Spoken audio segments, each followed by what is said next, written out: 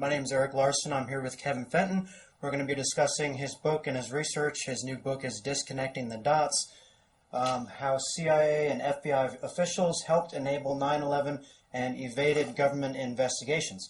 So, Kevin, if you could please tell us what your book is about, just please state your thesis and give a brief synopsis. Right. The book is about the intelligence failures before 9/11. There have been lots of books written about 9/11, but most of them are either general works or they focus on other areas. And I thought a book needed to be written about the intelligence failures. Basically, there was a tremendous amount of intelligence failure. Lots of different things went wrong over a period of 20 months from January 2000 until the very month of the attacks, September 2001. And the book goes through all those, and I find with the analysis that they weren't genuine failures, but on some occasions, a group of people centered around the CIA's Bin Laden unit, which is called Alex Station, they deliberately withheld information from some of their colleagues in the government, particularly the FBI. Okay, could you briefly give the case that these were deliberate withholdings and the conclusions that you've reached about why they were being deliberately withheld? Well, one of the problems, or the main problem that I found when I started to go through it, was that there was an absolutely massive scope of failure. For example, when we start in January 2000, the NSA intercepted a call between somewhere in Southeast Asia and Al-Qaeda's communications hub in Yemen. And the call indicated that there was going to be an Al-Qaeda summit meeting in Kuala Lumpur, which began on January the 5th. And the CIA, the NSA told the CIA, and the CIA began to investigate this, and they found that one of the people who was going there, Khalid Al-Mihdhar, who later was on the plane which crashed in the Pentagon on 9/11, they found he had a US visa, and they'd had it for some time, and that he hadn't yet been to the States, which meant that he would be coming to the States sometime soon because the visa was to expire in a couple of months. And then they withheld this information from the FBI. And would this normally be passed on to the FBI? It would be, yes, definitely. Because, you see, they passed some information on about what was happening in Malaysia to the FBI, but the thing that the FBI really needed to know was that Al-Mihdhar had a US visa, because otherwise it was just some foreign terrorists moving around abroad. It wasn't particularly interesting to the FBI, which is a domestic agency. But because he had this US visa, it brought it within the FBI's sphere of interest. I can see that. Is the CIA required to share this information, or is it like optional for them? I don't think there's any specific law which states that the CIA must share all information which might be of interest to the FBI, but it's the way it works in the intelligence community. At the time, the FBI got a lot of the other information, and an FBI detailee to Alex Station named Doug Miller, he began to draft a cable telling the FBI what was going on, including that Al-Mihdhar has this US visa, which was because being an FBI agent, you realized how important it was to tell the FBI this. And then another CIA officer who worked with him, we don't know what her name is. Some places call her Michelle, some places call her Michael, which might actually be a real name. She attached a note to the cable that he was drafting to the FBI, which said, please hold off on this for now. And she gave this as an instruction from her boss, who was Tom Wilshire. Tom Wilshire was the deputy chief of Alex Station, one of two deputy chiefs. Okay, and so Doug Miller, FBI detailee to the FBI, obviously the CIA and the FBI are sharing some information, coordinating on some stuff. Are there previous examples of the CIA passing on information about terrorists traveling to the U.S. or giving the FBI information that they want to know that would indicate that this incident is unusual, the withholding? People sort of think as the FBI and CIA as rivals, but generally the cooperation between them worked pretty well. I mean, if you look at this case, you can see the CIA told the FBI a whole lot of things which weren't particularly relevant. They told them about the Malaysia meetings, or they told some people at the FBI about the Malaysia meetings. But the one thing they admitted is the visa. Right. And where did there was a couple of different accounts in your book about how the CIA learned that he had a U.S. visa. Is it known, like, where in particular, like what station got this information, and was it sent anywhere besides Alex Station? It was obtained because by listening to the phone in Yemen, which he lived at the house in Yemen where the phone was. It was Al-Qaeda's global communication center. They discovered that he would be taking a plane from Sana'a to Kuala Lumpur in Malaysia, and that he would be stopping overnight in Dubai in the United Arab Emirates. And there's two stories about how they got the visa.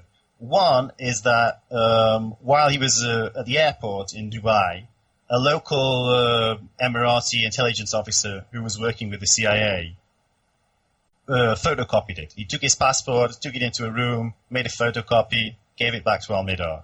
The other story is that while he was staying in Dubai, he left his hotel room, and then they broke into his hotel room, presumably a local intelligence official and CIA counterpart working with him, and they made a copy of his passport there. And then they sent that passport, or they discovered the visa, and they sent it to Alex Station.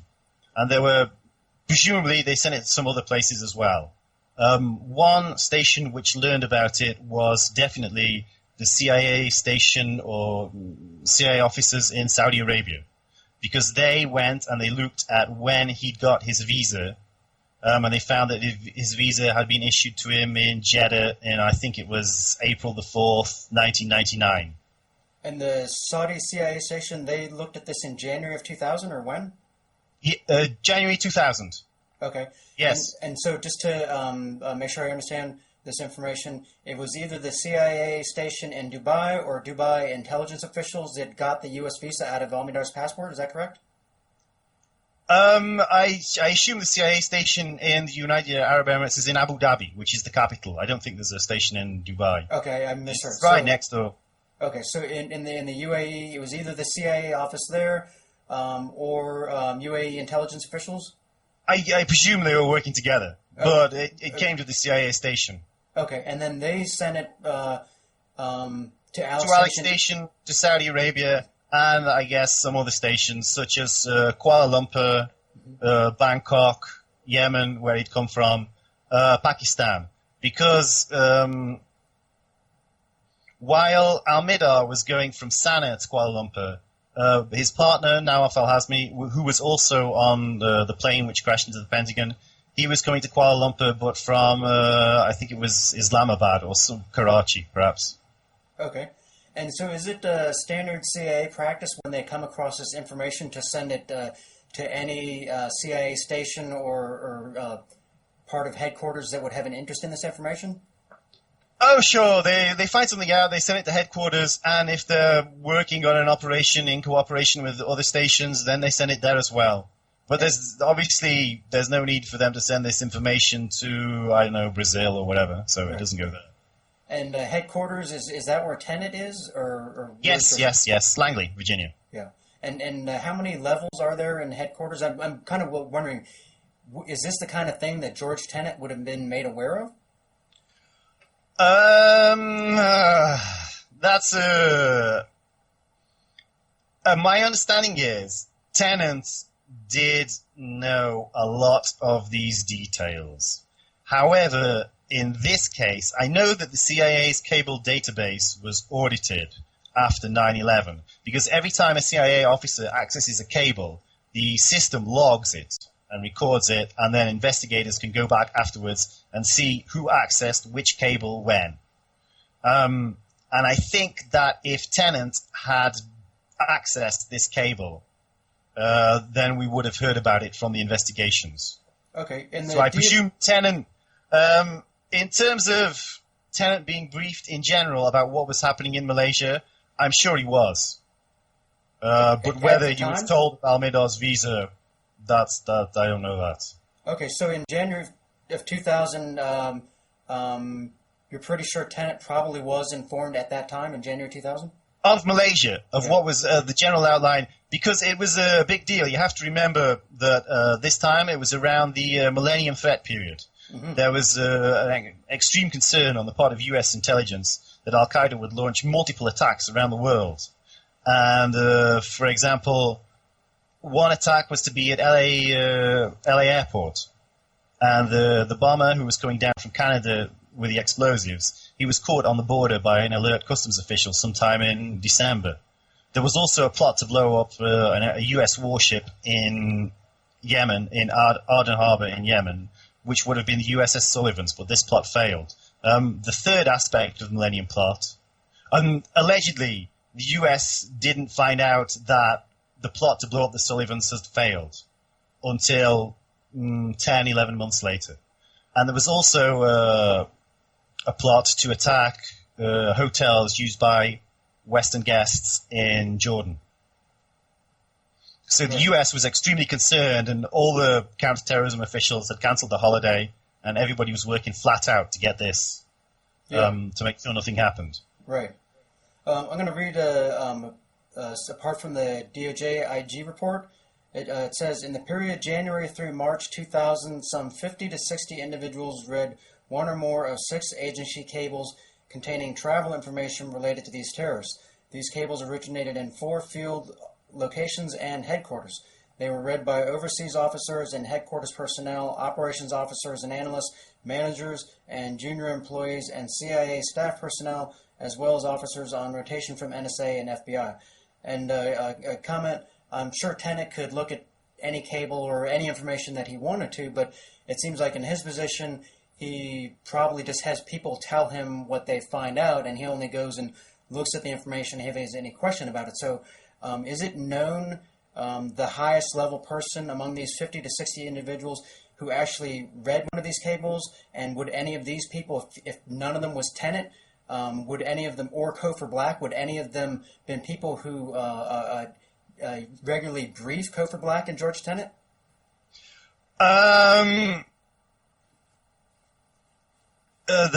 We know for certain that Tom Wilshire, who was the deputy chief of Alex Station, that he read some of these cables.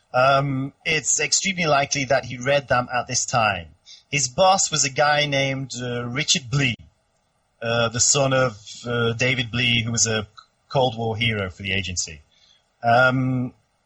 He certainly knew a whole lot about the Malaysia meetings, and he would brief Black.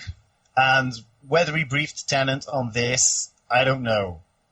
He certainly did brief Tennant on this type of information. But Tennant must have learned something, certainly. Okay. But whether, if you're asking, did Tennant know that the FBI wasn't informed of that the FBI was kept in the dark about Al-Mihdhar's visa information on purpose? The answer, I think, is probably not, but we can't be certain.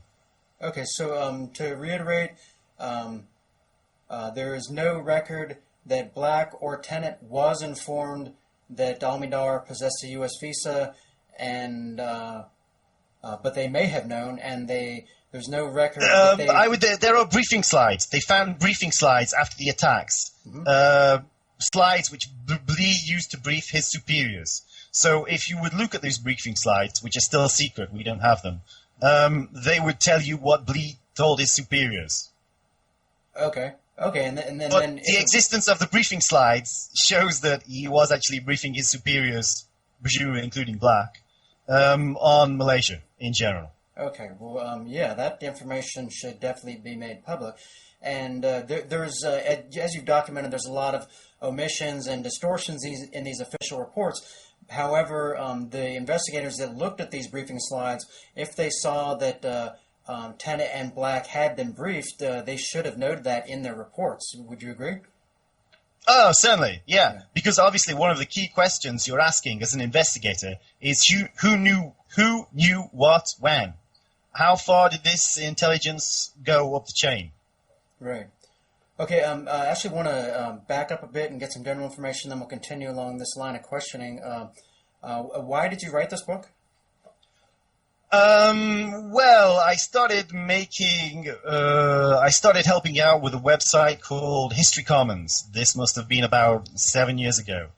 History Commons does a series of timelines, and I worked on a timeline called the 9/11 timeline, which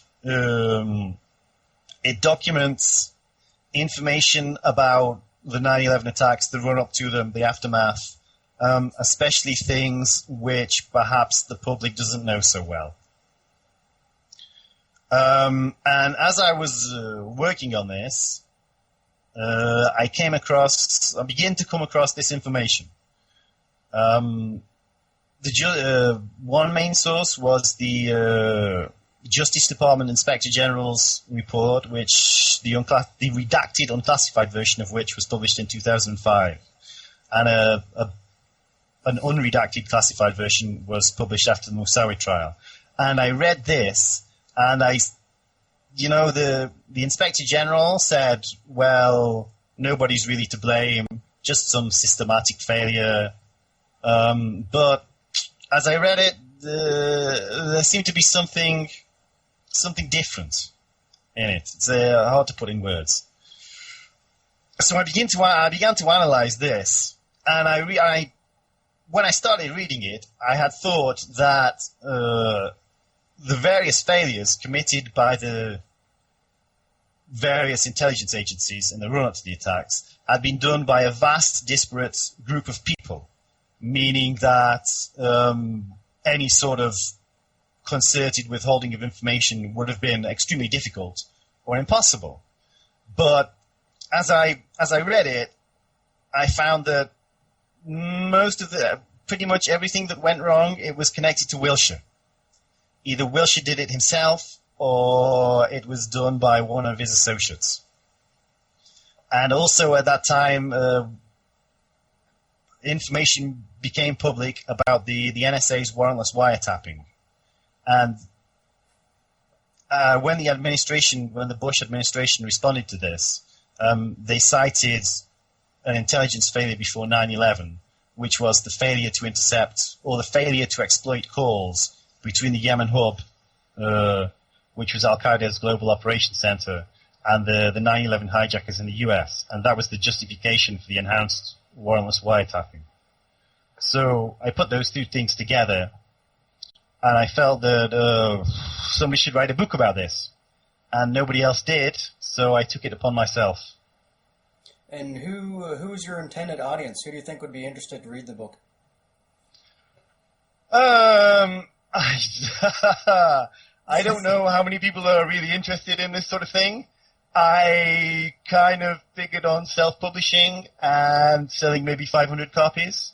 So I was very pleased when a publisher picked it up. But I think anybody who's interested in intelligence might like it. And also, it's kind of a 9/11 truth book, because it doesn't really agree with the official accounts. So the 9/11 truth community might be interested in it. Sure. Your book is based mainly on official records, the official reports, their source records, and some information from credible mainstream media and journalists reporting that facts that for one reason or another don't appear in the report. So what do you think the people that researched and wrote the official reports would think of your book, given that it's largely based on your work? I'm sure they think it's a libellous pile of you-know-what. Okay. They ain't going to like it at all. But I looked at it, and what they did didn't seem right to me. Although, obviously, we don't really have, we talk about the 4 reports, but what we have the 9/11 Commission, which was designed specifically by the executive director, Philippe Zelikow, to leave out a whole bunch of unclassified information because he thought that the redaction of the Congressional Inquiry Report took away from that report's weightiness. If you look at the Congressional Inquiry report, whole chunks of it are missing. I mean, the main controversy was the 28 pages about alleged official Saudi support for two of the hijackers, who coincidentally were Al-Hazmi and Al-Mihdhar. But there's also a whole lot of stuff there that's missing. Plus, the joint inquiry finished early. It finished in 2002, just 1 year and a bit after the attacks, and they didn't get everything. The CIA Inspector General's report is still secret, basically. After the Congressional Inquiry asked the CIA Inspector General to write the report, he wrote it.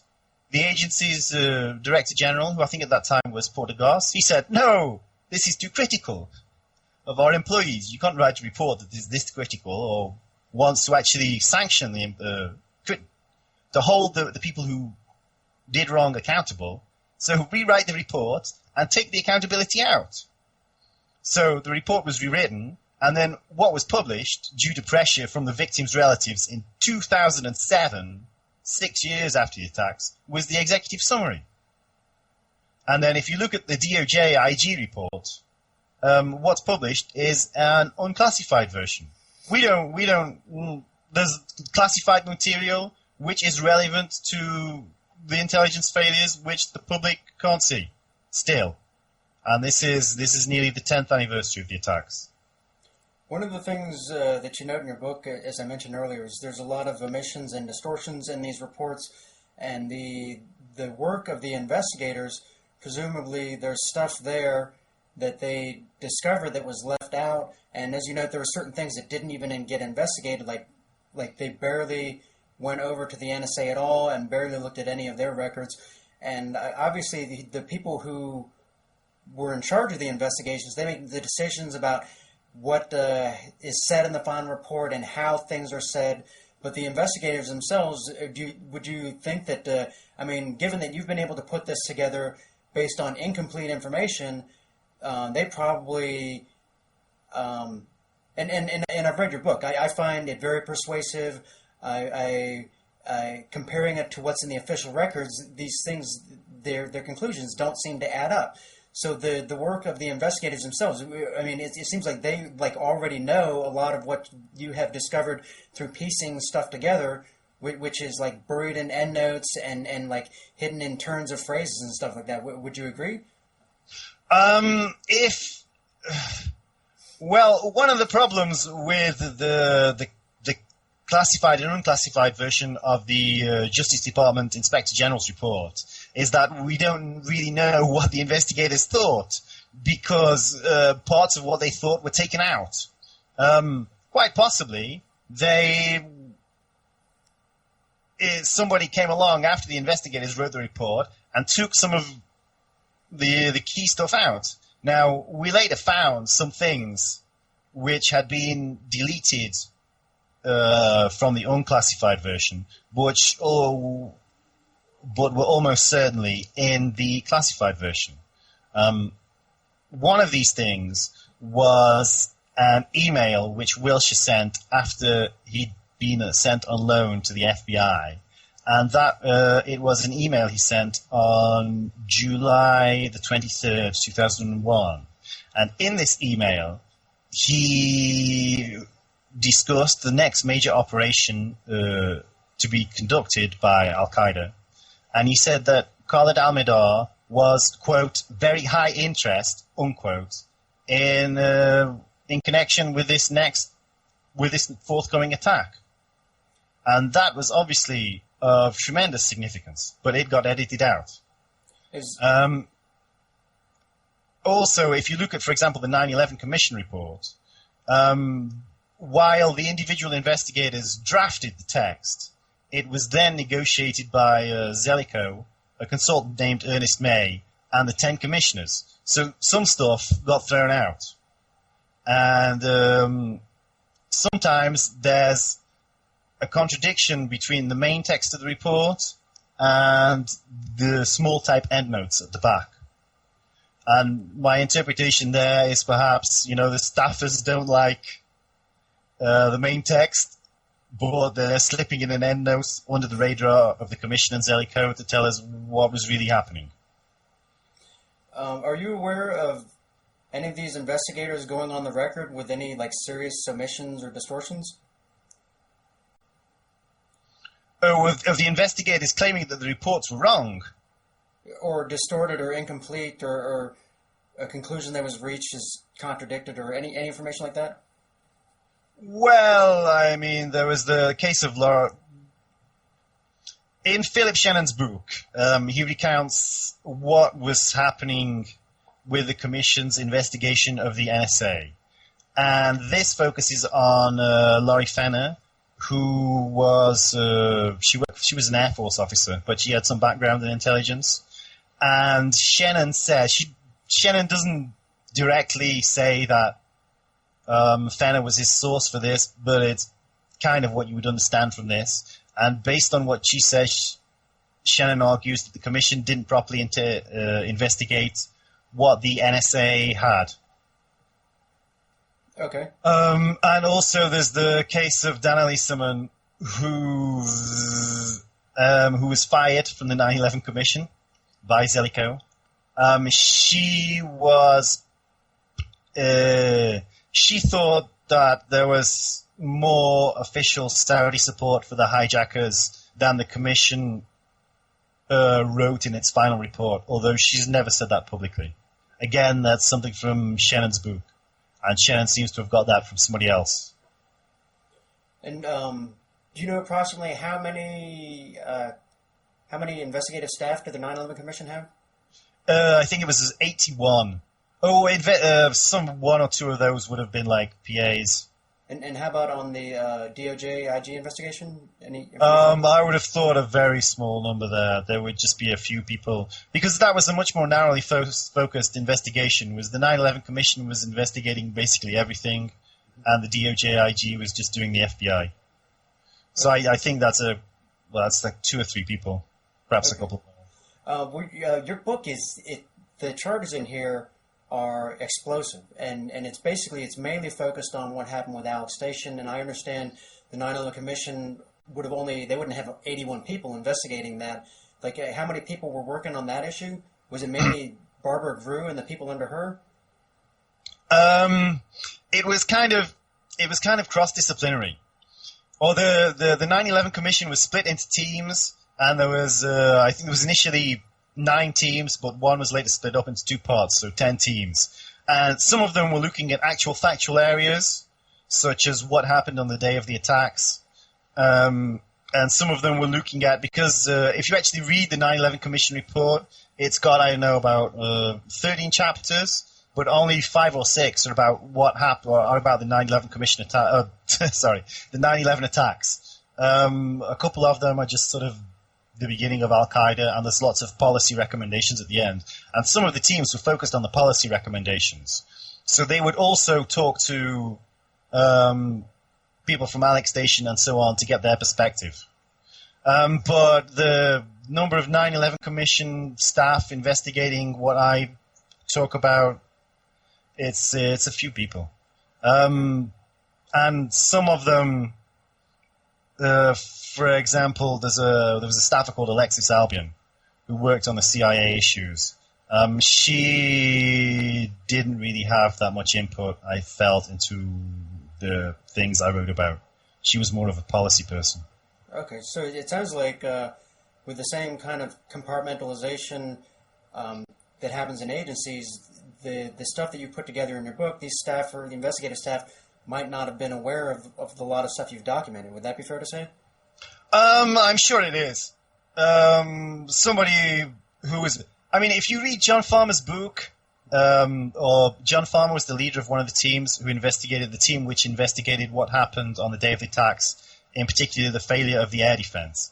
And he wrote a book partly about, where there's about 60 pages covering the ground that I take on. And then there's another 200 and something pages about the air defense response and the investigation into that. And what he wrote, I mean, the part about the latter part, which he knew about, I thought was interesting and you might disagree with it, but at least he has something to bring to the table. But he really absolutely did not understand what he was talking about with the intelligence failures. I mean, he couldn't keep straight who was who. And, for example, there's a woman called Dina Corsi who was one of Wilshire's associates when he went to the FBI, and he couldn't even remember whether she was a man or a woman. I mean, at one point, she's a she in one paragraph, and then she becomes a he, and then she's a she again. Strange. It's a really hard. You have to I mean, there's a massive amount of detail, and yeah, I worked on it for years and years and years. And if you don't do that, it's kind of hard to get straight. Sure. A separate question. From reading the explanations and analysis in your book, it seems to me you have a working understanding of how organizations such as the CIA and NSA and FBI function. How did you develop this understanding? I read a bunch of stuff. I'm not an intelligence officer, never have been. I don't know any. At least I hope I don't know any. So I got it from basically reading books and articles, newspapers, that sort of thing. Okay. And please comment on the criticism that you are applying 2020 hindsight to a series of events that were not and cannot reasonably expected to have been understood in real time. Well, I mean, if you look at I think there were two key events. The blocking of the cable on January the 5th, 2000, and what happened at the end of August 2001. If you look at what happened on January the 5th, I mean, Doug Miller clearly appreciated that he should inform the FBI of this, of Al-Mihdhar's visa. He drafted, we can see that by his actions. He drafted the cable. And then also, if you look at what the people said afterwards, there was a whole bunch of them saying, yes, we knew we had to inform the FBI of this. We thought we did. Because the day, for example, the day after Michelle blocked Miller's cable, she wrote another cable to various CIA stations, presumably Bangkok, Kuala Lumpur, Saudi Arabia, that sort of thing, which said that the visa information had been passed to the FBI. And Tennant admitted freely after the attacks that, yes, we all knew we should have told the FBI about this. This is an obvious thing for us to know. We all knew. They all claim they knew this. They thought they did it. That's what he said. Nobody's ever come out and said, we had no idea we should tell the FBI of Al-Mihdhar's visa. That would be ridiculous. Also, at the end, if you look at what Wilshire knew by the end of August, he knew, first of all, that Al-Mihdhar was very high interest in connection with the next Al-Qaeda attack. And he knew that he was in the US. Presumably, or I would suspect, that Wilshire was involved in secret surveillance of Al-Mihdhar, and that he learned this on July the 4th. However, there's no way that can be proven, based on the information we have now. So possibly he didn't learn it on this date. He definitely did learn it on August 22nd. There is documentary evidence of this. He freely admits it. So then, if you put these two pieces of information together, Al-Mihdhar is going to be involved, or is going to have some sort of role in the next attack, and he's in the US, obviously, it's not really hard to work out where the next attack's going to be. Or what you should do to thwart it. You find Al-Mihdhar. But he didn't tell anybody at the FBI this. Going back to... And it's completely obvious that this should have been done. Yeah, it seems that way to me. Going back to January 2000, to recap, Alice Station gets this information that Al-Mihdhar has a U.S. visa.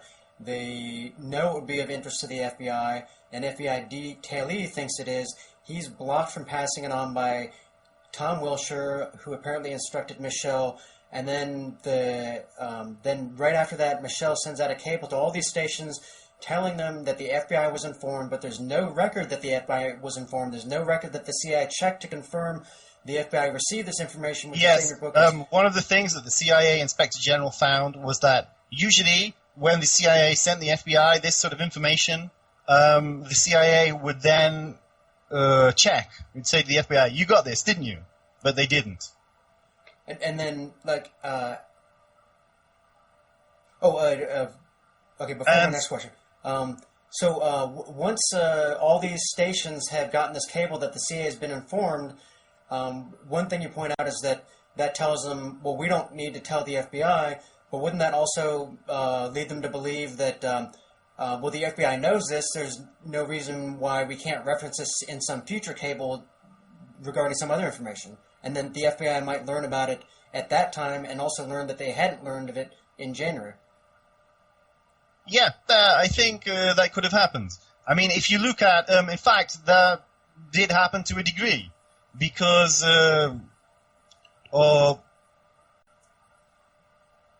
in February, I think it was February of 2001, an FBI agent named Frank Pellegrino, who was the FBI's, the FBI agent who was charged with dealing with Khalid Sheikh Mohammed, who is allegedly 9/11 mastermind, is in Guantanamo now. He went to Malaysia, and the CIA chief at the station there, he got some photos out of the Malaysia meetings, and he said, "I'm not supposed to show you this, but here's the photos we took of this summit. Do you recognize any of these guys?" So he certainly showed somebody from the FBI that information. Gotcha. And I mean, obviously the CIA puts some information in cables. Do they also communicate by phone? And yes, this is one of the things that the CIA said. Well, first of all, they said, it's in a cable. It must be in a cable. We just can't find it now.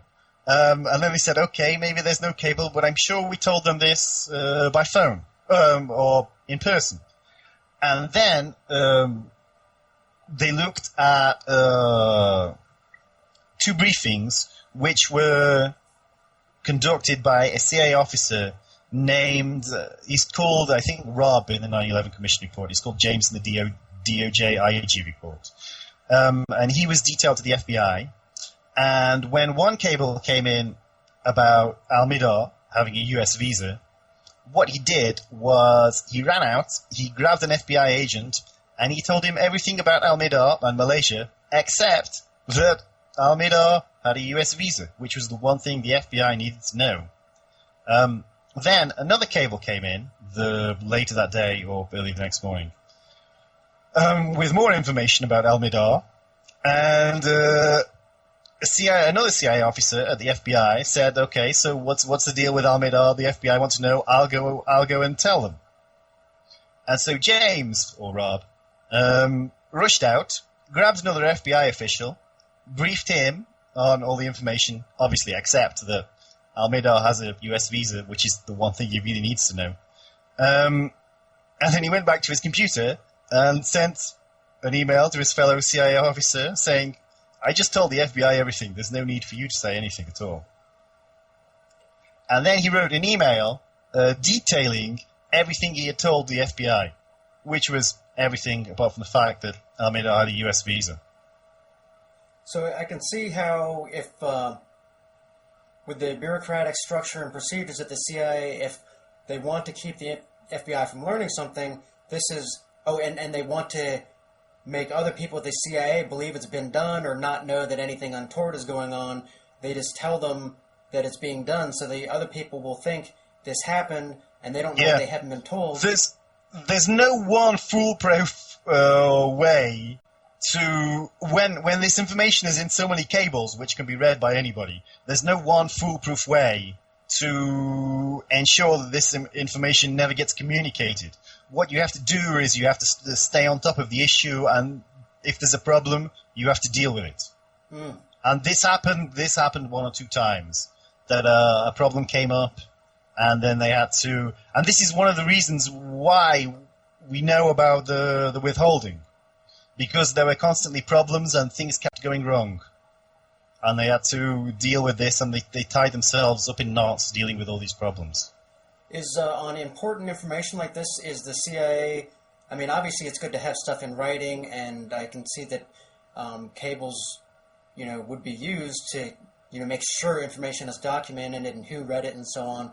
But is it known, or would it be safe to assume that certain information, especially like illegal activities, CIA, a person in one station will communicate with a person in another station by phone or in person to make sure there isn't a record? I'm sure this does happen. I mean, they fly around the world and meet each other. I very much got the feeling that this did happen in one instance. After the Cole bombing, the FBI found out that an Al-Qaeda operative named Khaled bin Attash had been involved in the attack on the Cole. And to test this hypothesis, they sent a photo of bin Attash from Yemen to Islamabad. And in Islamabad, the FBI representative in Islamabad, Pakistan, was to go to one of their sources in Al-Qaeda and show him this photo of bin Attash. But the FBI representative, Michael D., he couldn't speak the source's language, so he took along his CIA counterpart there. And they sat with the source, Omar, and they said, "Who's this?" And he said, "That's Khaled bin Attash." And they said, "Fantastic." Oh no, the CIA officer, Chris, showed it to Omar while Michael D was out of the room. And then Michael D came back in, and then Chris had Omar identify the photo again in front of Michael D. So Michael D could be 100% sure what had happened, could observe the source's reactions, and so on. And this was all documented in cables. And this was a big deal for the Cole operation, because now they knew who one of the key operatives involved in the bombing was. Then, what seems to have happened is that the Alex Station group, Blee, Wilshire, they became nervous about, if Omar knows who bin Attash is, maybe he can identify Al-Hazmi and Al-Mihdhar for the FBI, and if he does that, we're in big trouble. So they devised, the way I look at it is that they devised a ploy to see whether Omar recognized Al-Mihdhar and Al-Hazmi. The ploy wasn't very good.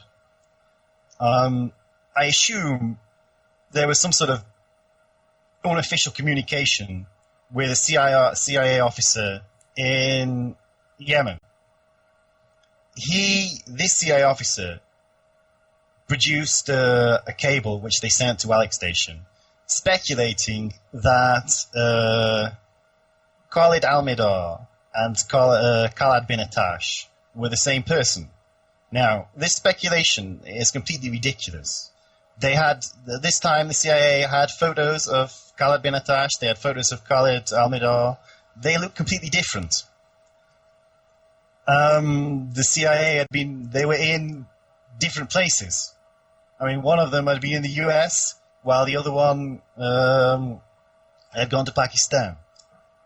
So they put this in the cable, and they said, okay, and Alex Station said, okay, so we'll send a photo of Khalid Al-Mihdhar to Omar in Pakistan, and we'll see if he recognizes it. And if he says that's bin Attash as well. When the photos arrived in Islamabad, it wasn't just Al-Mihdhar, there was also a photo of Al-Hazmi. So if the point is to identify, is Al-Mihdhar bin Attash, why send a photo of Al-Hazmi as well? That makes no sense.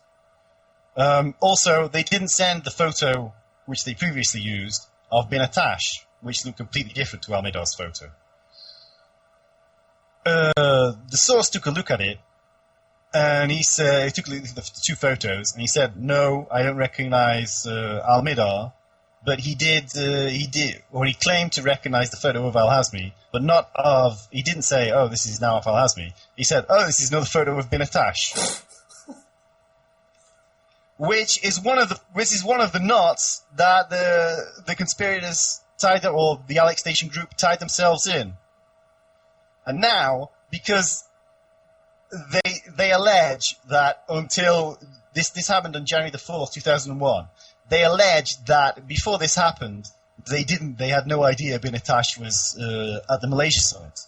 Said he was, they had a flight manifest for a flight he traveled on, but on the flight manifest, he was traveling under an alias.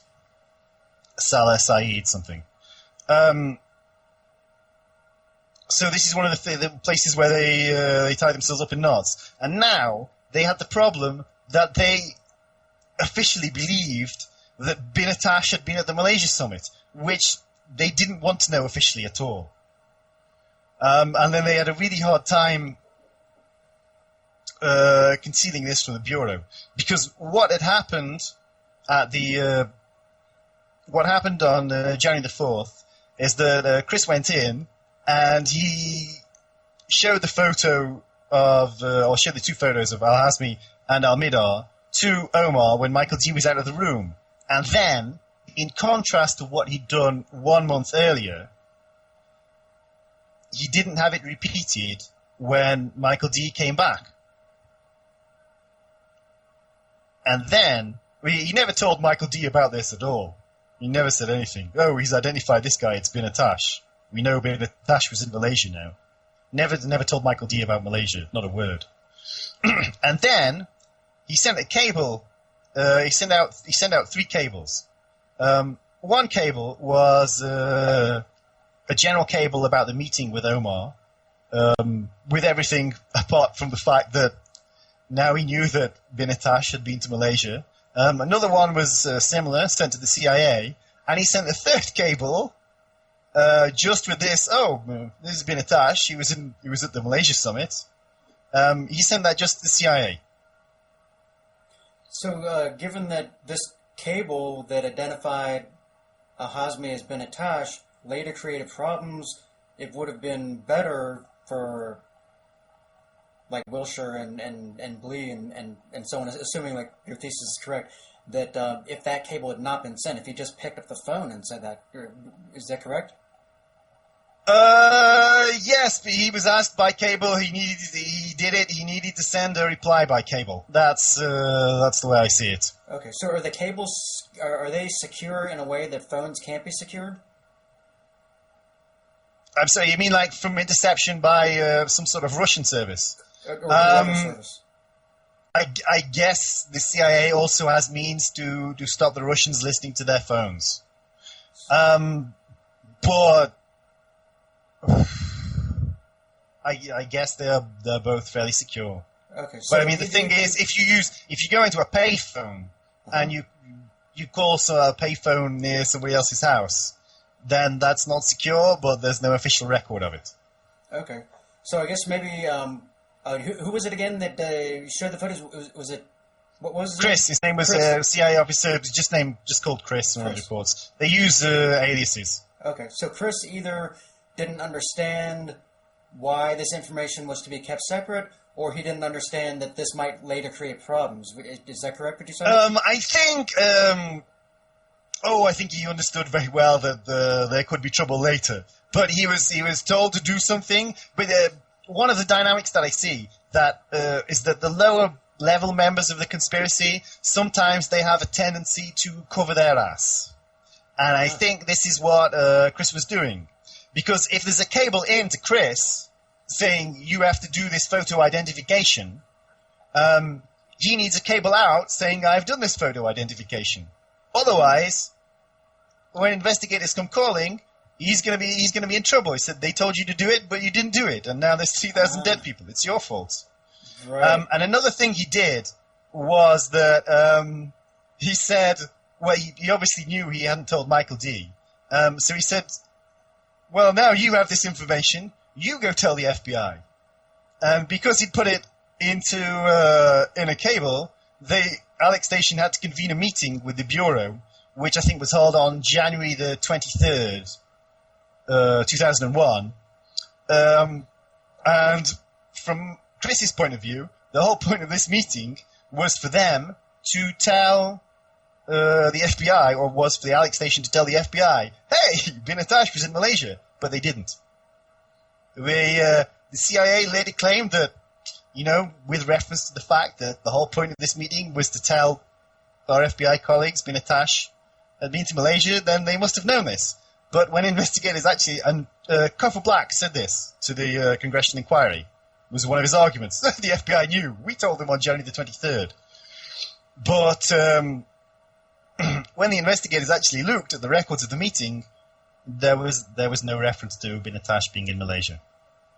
And then Ali Soufan is an FBI agent who was heading the Cole bombing inquiry. He later became famous for his opposition to torture.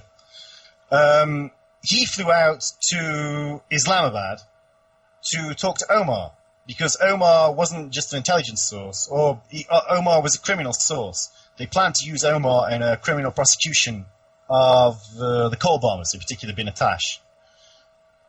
So they needed Omar to repeat his identification of the first photograph formally, and they would draft some documentation and they could then use it in court. So they sat around a table. Soufan, one of his colleagues from the Cole bombing, I think was a naval criminal investigator, Chris and Omar, and they had this photo done again. Is this Bin Attash? Yes, okay, sign this. And Chris is there. And Chris also knows, 4 weeks earlier he talked to Omar, was Bin Attash in Malaysia? Yes. And Chris didn't mention this at all. It seems like, especially considering a lot of the investigative staff had experience at these agencies they're investigating, that they would have been able to know something really went wrong. Incompetence isn't an excuse. That they should have been sniffing down questions that could have uncovered facts, which would lead to other facts and so on. But is there any evidence that during their interviews they were asking these kind of questions? And how did the commission report deal with this situation with Chris and these other various problematic episodes that you documented? Hang on, the sound quality is breaking up, so I'm going to turn the video off now. Okay. Maybe that'll help the sound quality. Okay. Right. I think there's an anecdote that Philip Shannon tells in his book about the Saudi support, or the alleged Saudi support for Al-Hazmi and Al-Mihdhar. And so they investigated this for nearly 2 years, and the investigators decided that probably there was some official Saudi support for these two guys. Don't really know how much. It's very highly likely. We have a load of circumstantial evidence. And after the report was drafted, the team leader, Dieter Snell, came along, and he began to delete these sections from the report. And in Shannon's telling, 2 of the investigators learn of this, and they race to the commission's office in the middle of the night, and there's shall we say, a discussion. Should this stuff be deleted? And Snell's position is that we can't prove this 100%. Therefore, we must delete it.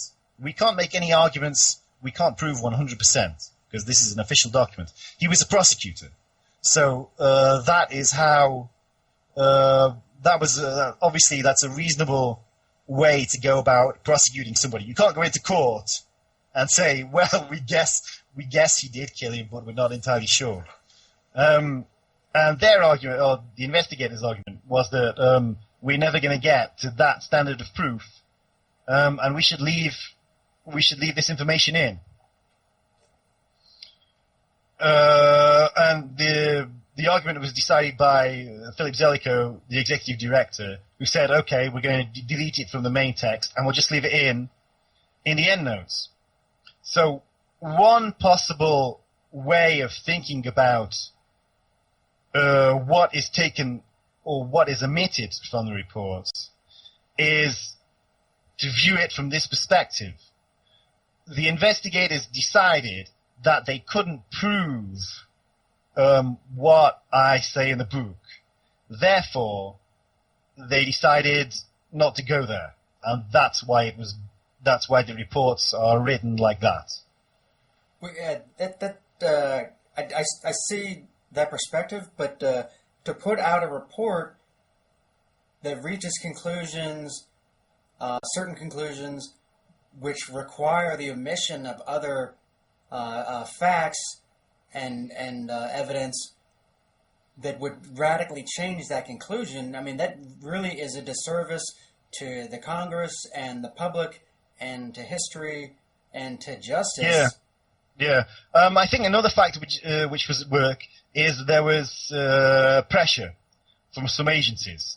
I mean, if you look at, I mentioned John Farmer's book earlier, and in that book he says he wanted to write something which he considered completely unimportant. There was a doomsday plane over Washington while the attacks were going on. He says it hadn't played no role whatsoever. And the Pentagon pressured him to leave it out. So, given that John Farmer's admitted that there was pressure, we know it. If you look at what the Commission wrote about the NSA, we know that the Commission knew more about what the NSA did than it actually wrote in the report. And in some cases, there are information is sourced through intelligence reports, and usually when information in the 9/11 Commission report is sourced through intelligence reports, it says which agency they come from. So it's like CIA intelligence report and then the date, or FBI intelligence report and then the date, or something like that. But a lot of the NSA intelligence reports have the NSA initials deleted from it. Mm-hmm. So we don't know where this information came from. A good example of this is there's a section on possible support from the hijackers from Iran. Now, based on Shannon's book, we know that information came from the NSA, but it doesn't say that in the Commission's report. Another thing is that while the hijackers were in the US, the NSA intercepted calls between them and the Yemen hub. And that in some cases it disseminated partial reports on what was being said in these calls to the CIA, the FBI, possibly some other agencies. Mm-hmm. And that's not in there. I mean, they knew this was going on, quite definitely. There's no mention in the 9/11 Commission report that, the NSA was intercepting these calls. There's one call that they mention, or there's a series of calls that they mention, and they discuss, or they mention in passing what was said in these calls. And they knew that these calls were intercepted by the NSA, but there's no hint of that in the report. They're just the hijackers made these calls. So to be clear, your book mentions a couple of accounts. Correct me if I'm wrong, but there was between a half a dozen and a dozen different calls between Al-Mihdhar and Al-Hazmi from the U.S. to the Yemen hub. Is that correct? Yes. And that the NSA knew about. There might be more, and that and you're saying none of this was in the Commission report, correct? That's exactly right. Yeah. There's some. The Commission report does mention some intercepts to the Yemen hub, or it mentions the one on December the 29th, 1999, which gave the tip-off about the Malaysia meeting. That one is mentioned. Yeah. But the calls between the US, or between the two hijackers in the US and the Yemen hub, there's no mention of them in the report at all. They're completely omitted. That is, I mean, understandable, but mind-boggling that we have in a report that purports to be the most complete investigation, and it leaves out a detail like that. And that's not just like that one detail. There's like hundreds of omissions, like small things and big things. Yes. So, do you think would you categorize the report as a fraud, or not that extreme? Like, how do you consider this Commission report? I think,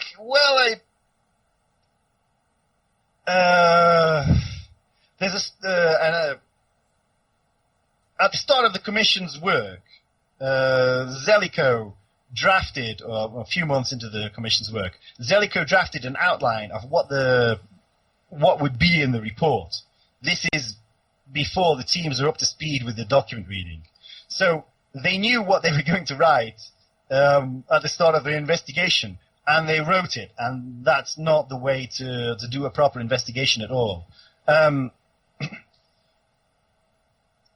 You can't, if you look at, if you compare what the recommendations are to what the recommendations should be, they go on with the policy for 100 pages, 150 pages at the back.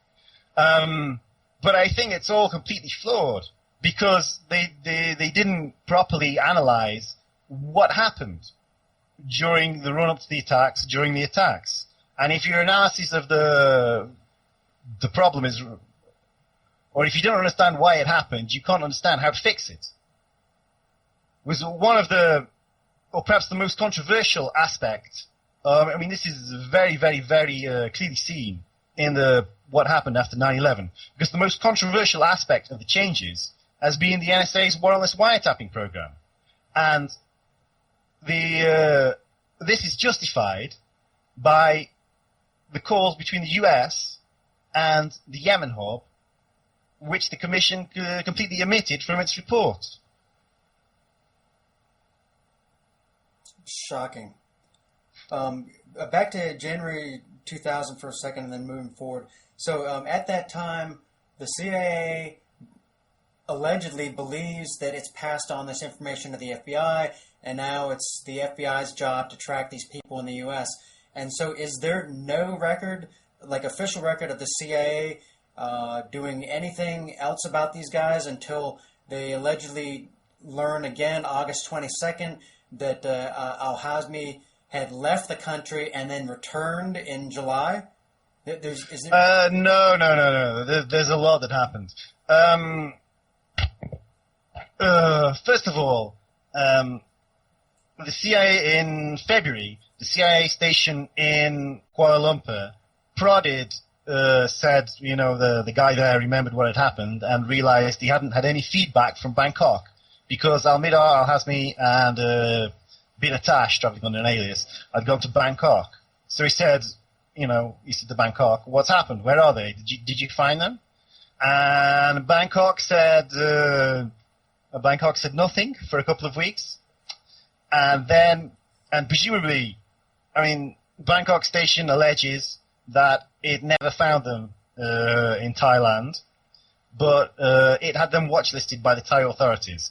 And Al-Mihdhar and Al-Hazmi left on January the 15th to go to the US. On this, because they were watch-listed, the Thais noted this. And presumably, even the 9/11 Commission presumed that the Thais informed the CIA station in Bangkok on the 15th. These two guys you've asked about, they've just gone.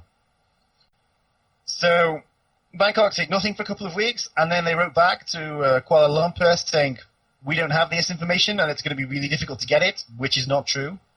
They probably already had it, and if they didn't have it, they just pick up the phone. When did these two guys leave? You watch-listed them.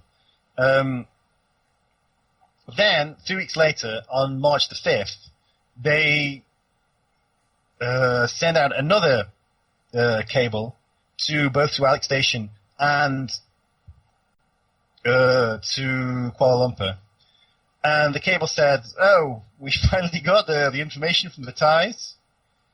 And Al-Hazmi, the question from Kuala Lumpur was mostly about Al-Mihdhar. Where's Al-Mihdhar? But the reply they got back was that Al-Hazmi Al-Hazmi left Bangkok to go to the US. He was on this flight. He flew to LA. He was accompanied by a companion. This came into Alex Station, and the day after, a CIA station, almost certainly Kuala Lumpur, said, hey, this is really important, or, we read this with interest. We read your information about Al-Hazmi and this other guy and his companion with interest. And this cable became controversial after 9/11. It was because this is another area where the Alex Station group clearly should have done something. I mean, you take a couple of terrorists come to the US, it's very, very obvious that they must inform the FBI. But there's never really been a convincing explanation for this. It's just we moved on. We didn't, yes, we blew it, but we'd moved on. And later, during the congressional inquiry, Tennant was asked about this specifically when he was being questioned by Senator Carl Levin. And Tennant said, "I know nobody read that cable." And Levin asked him again. And he said, "I know nobody read that cable." And Levin asked him again, and he said the same thing again, basically. And this isn't true. This is one of the cables which was read by 50 to 60 people. And is it just Alex Station that has the responsibility of reporting this stuff to the FBI? Could any of these CIA stations have done it?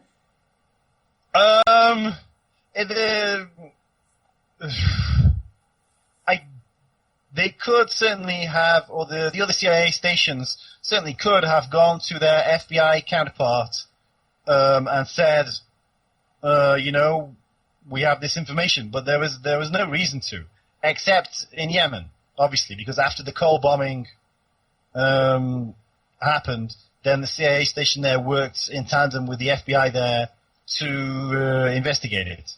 And they obviously had reason to do this, especially after they learned that Bin Attash was allegedly at the Malaysia summit, based on the identification by Omar on January the 4th, but they didn't.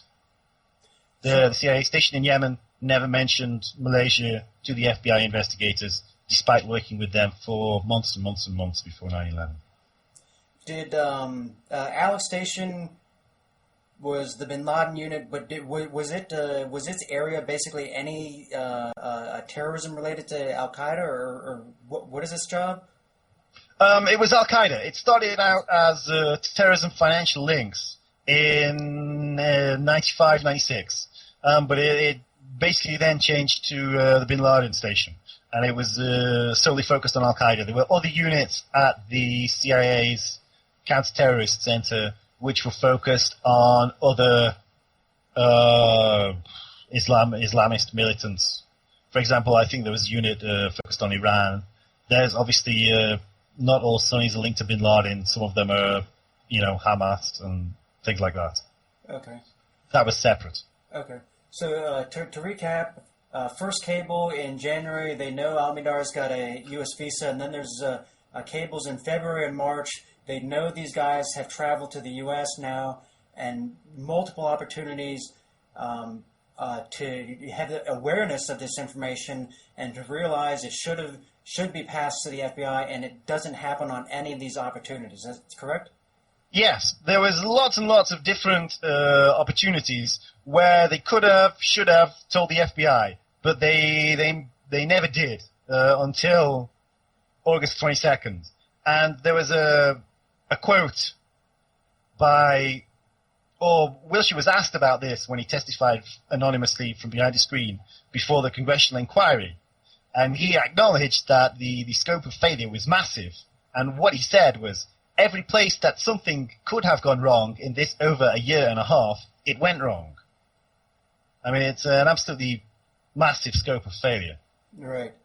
Could people on the National Security Council and Cofer Black, George Tenet, Richard Clark, Picard, the acting director of the FBI, could they have learned this information from other sources other than Alex Station? And is it possible or probable that they did? That it was? I mean, are these records of these information being passed on still buried somewhere? What do you think? Well, they specifically the information about. If you look at, for example, Picard, then Picard was told about Malaysia. And he was told not to tell other people at the FBI. Not to tell hang on, not to tell other people at the FBI about the meeting, or about what? About the meeting in general. Didn't other people at the FBI know about it? Some of them did, yes. But, for example, Dale Watson knew, but he was also told there's a close hold on this information. Don't tell anybody. But who was it at the FBI that Alex Station and the NSA passed that information on to? About about Kuala Lumpur. Like earlier in the interview and in your book, like you mentioned that the NSA passed the intercept. Well, when Louis Freeh was director of the FBI, he was told something, but he didn't get the visa information. Right, but as far as like the meeting, I'm just like confused why the meeting. There's a close hold on this information when it had already been passed on to other parts of the FBI. Were they also told like you can know about this, but don't share it with anyone else in the FBI? I mean, if you look at the two FBI officers who were briefed in January, on January the 6th, or the 5th and 6th, by James, then as far as I'm aware, they weren't told that. They were interviewed afterwards. They never said anything about that. About knowing about the meeting, or about what? Knowing about the meeting. They were not briefed about the meeting? No, they were, but they passed it on and then they forgot about it. There was no reason for them to think this is particularly significant. Right. So why? It seems like lower level people at the FBI are being told about the meeting, and it's apparently not like a big deal. But Picard is told about the meeting and told not to share the info. Yes. That seems kind of bizarre. I think basically there were a lot of ways this information could have leaked out. And when it appeared that there was a danger that the information about Al-Mihdhar and Al-Hazmi might leak out to an FBI investigator who would do something about them, then the Alex Station group took action to stop this. But given the amount of... Sorry? How or what ways could they stop it? Well, for example, they told Picard and Al-Hazmi, don't say anything, including to the Attorney General. I mean, Picard knew about Malaysia, and he knew he should tell the Attorney General, but he didn't.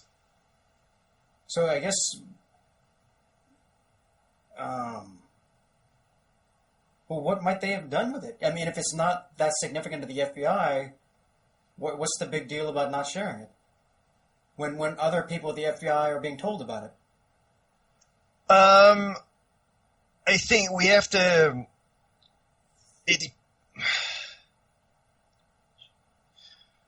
If you take the visa information out, then... I'm not talking about the visa information, just the Malaysian meeting.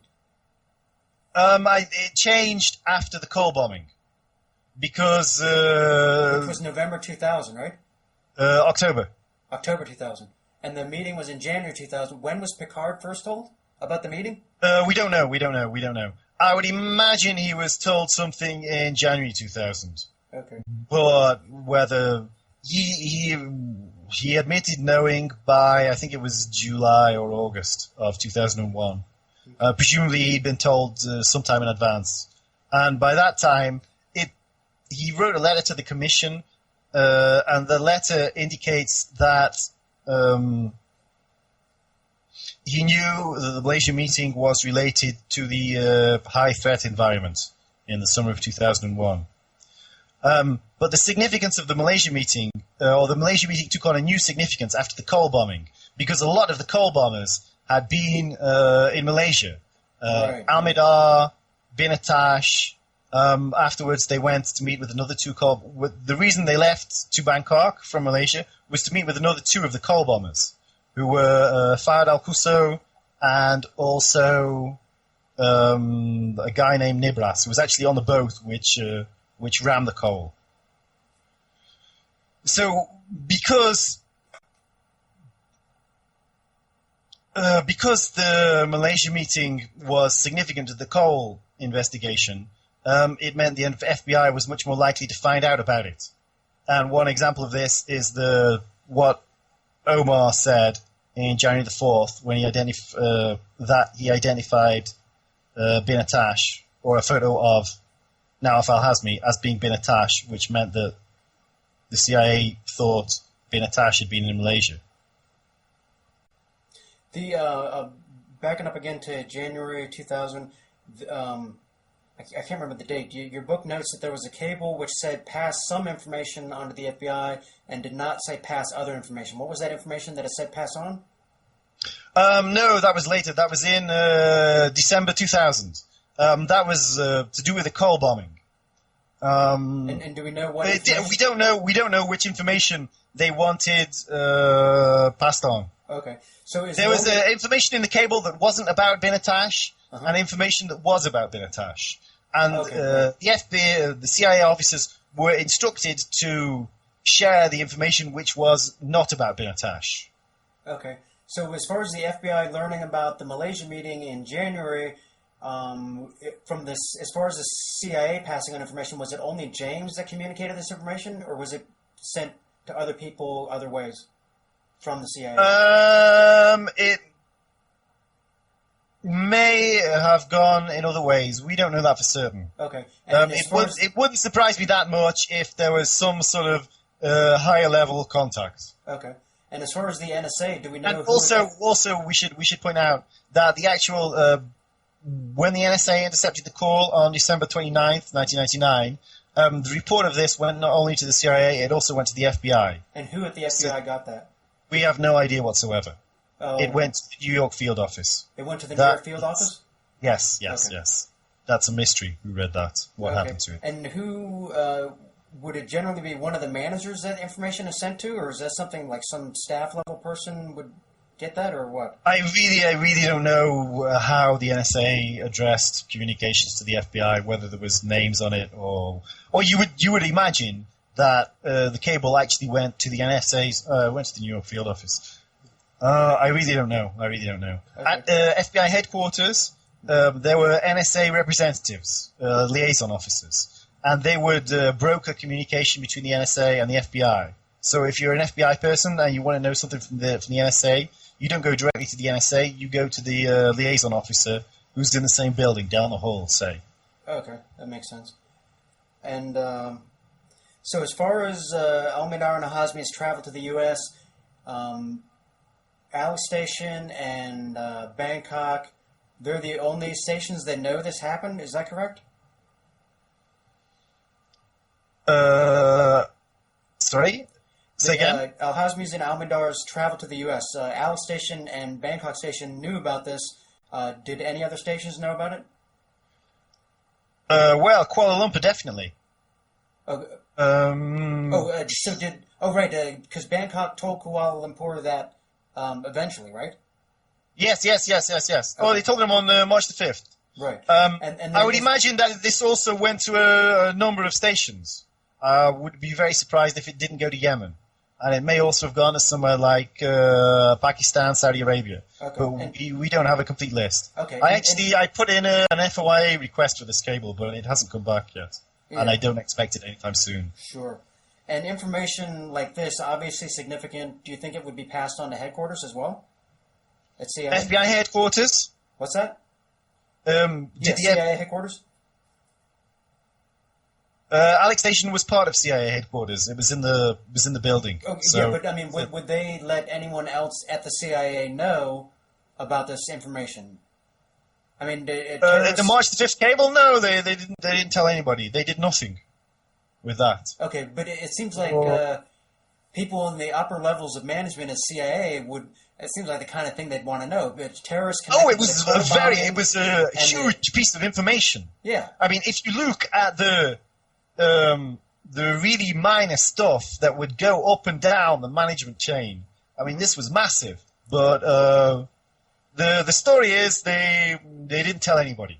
Okay, explain briefly for listeners how massive this information is. Why is it so important?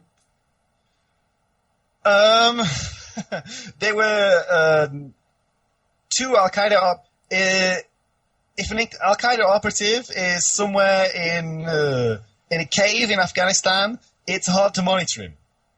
And you can't really find out about anything that he does. But if he comes to live in San Diego, it's real simple. And you can monitor him, you can find out lots and lots and lots of things. Who he's talking to, who he's meeting with, and especially if you're the US, you're really interested in who he's meeting with, because that can lead you to Al-Qaeda's domestic network, which is one thing you really, really want to know. When the FBI found out about this later, I mean, they couldn't believe it, and there's a load of quotes about how important this was. There's one of the FBI agents said, two Al-Qaeda guys living in California, are you kidding me? We would have been on them like white on snow, a whole unit dedicated to them. And it would have been really simple to get a whole bunch of warrants, to tap their phone, to get into the computer. You could have learned a massive amount of information about how Al-Qaeda worked. So I can see from an intelligence standpoint, the CIA would not just let these people come into the country. They would want to exploit them to learn what they can about Al-Qaeda, as you say, their network here and so on. But these people who came into the U.S. were directly or indirectly through other people. They were connected to the 1998 U.S. Embassy bombings and then later to the attack on the Cole. But obviously these are very dangerous people connected to an organization that had declared war twice on the United States. So them coming to the U.S., it seems like, I mean, it's not just like they're not tourists, they're not even like incompetent terrorists. This is an organization that has proved that it can wreak havoc on U.S. interests, like violent destruction, correct?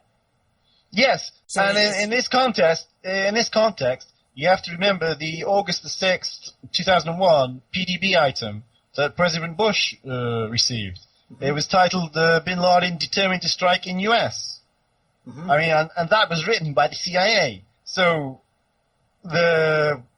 following these guys, I mean, the only way the withholding of the information makes sense is if the CIA then follows them itself to learn about them without the FBI stepping on the toes. So they're following them, and they know it's extremely likely that they're going to be part of an attack. And Wilshire even put this in writing on July the 23rd. Is it known what his information was based on, that he believed Al-Hazmi would be connected to the next attack? It was Al-Mihdhar. It's basically Al-Qaeda. Some people think of Al-Qaeda as having hundreds of thousands of millions of operatives, but throughout its history, it's only ever had a very, very, very small number of core operatives. And the way it worked, which was appreciated by then, was that it had to reuse the same operatives from one attack to another attack.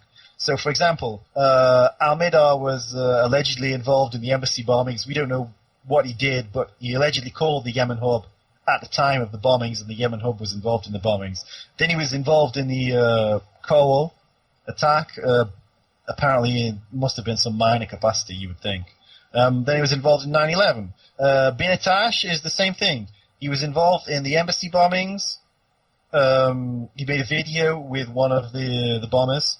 Then he was involved in the Cole. He was one of the on-site commanders, basically. And then he was involved in 9/11. He was originally supposed to be one of the hijackers, but they figured he wouldn't get a visa, or his visa was denied, actually.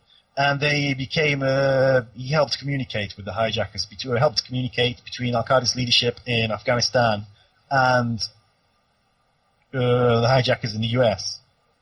So if you want to know who's going to be involved in Al-Qaeda's next attack, you look at who was involved in Al-Qaeda's last attack, and it's the same guys.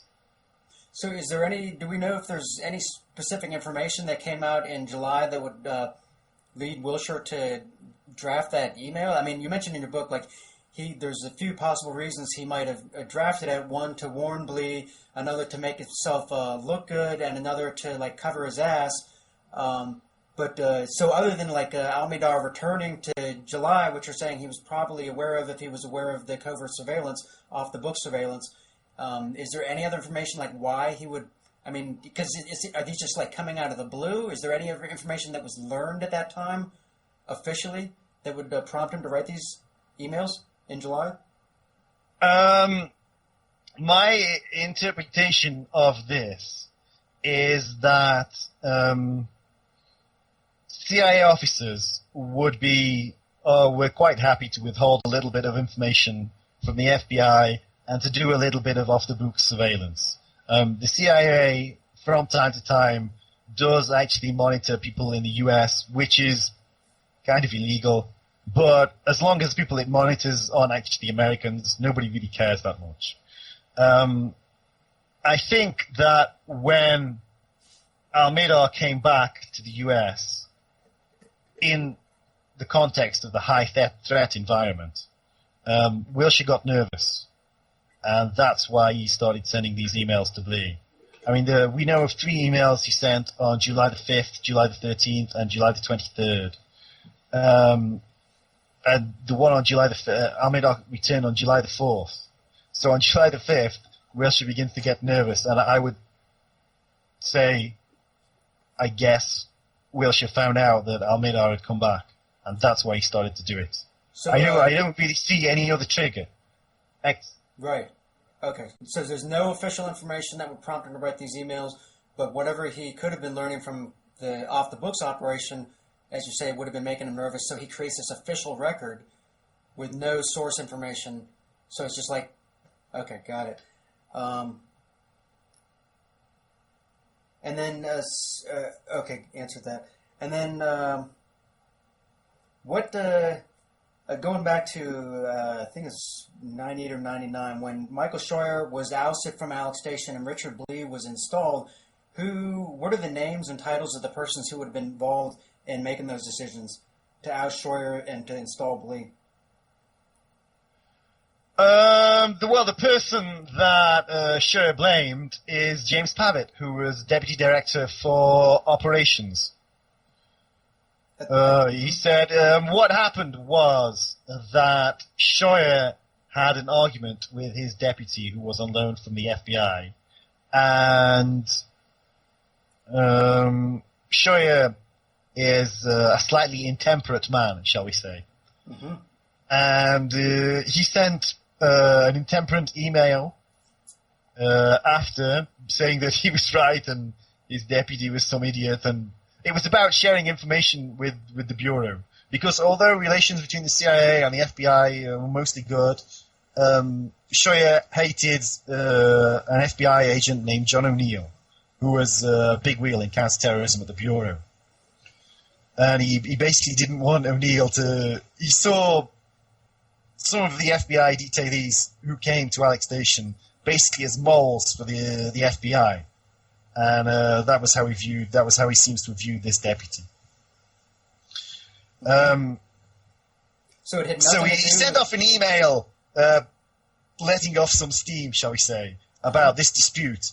And he sent it to senior managers, which he wasn't supposed to do. Because we might think of the head of the Bin Laden station as being some massively important person. But in 1999, it absolutely was not the case at the CIA. I mean, the station must have had about 20 people, which, given the thousands of employees that the CIA has, is a very small number.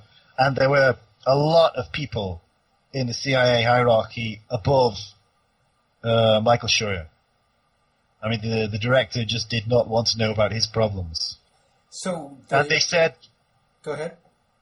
And they said that basically you've been working this issue too long, you're completely nuts, go away, please.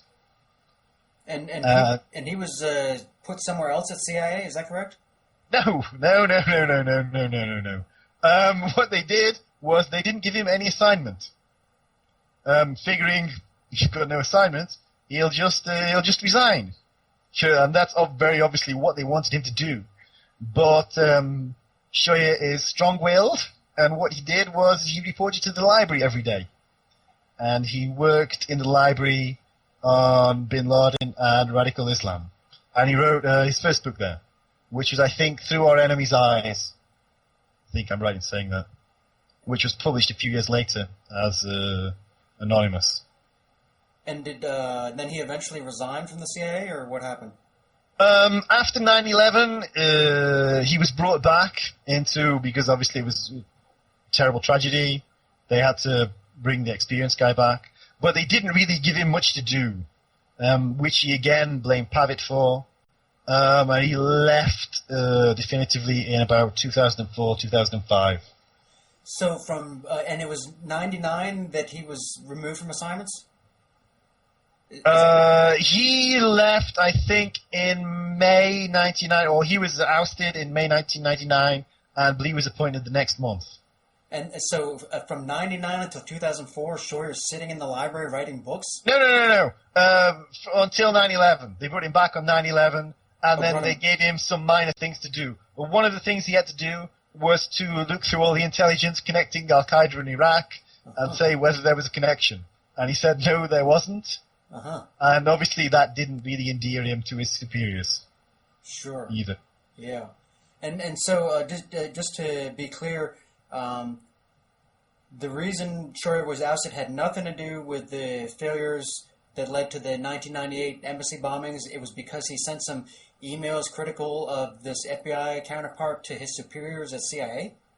I think the emails aren't public. I think he was dissatisfied with some things at the CIA, and he might have mentioned them as well. But it had nothing to do with the embassy bombings, no. Okay. And then so you can't even really blame Schroeder for the embassy bombings. I don't think so. Yeah, I'm not trying to blame him. Actually, not that familiar with it. So whose decision would it have been to install Blee? Was that Pavitt? I don't know. And where did Blee come from at that time? Where was he before Alex Station? He was some sort of executive assistant in the CIA hierarchy. He was close to Black. He knew Tennant. Okay. And previously, he had served in some very unattractive postings in Africa. Mm-hmm. And his father was obviously the Cold War hero. Right, David Blee. And then, so what are the names and titles of the persons who would have decided to promote Blee after 9/11? What happened with Blee is that a few weeks after 9/11, he left Alex. There was a reorganization at the CIA in the first half of 2000, and Blee was then moved from chief of Alex Station to become the chief of the newly formed Sunni extremist group, of which Alex Station was a major component.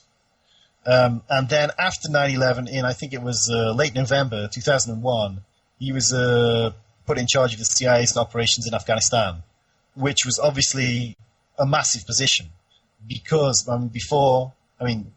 or 3 months before, he had 20-something people, and now he had as much money as he could dream of, and he was fighting a war for control of a country of 17 million people.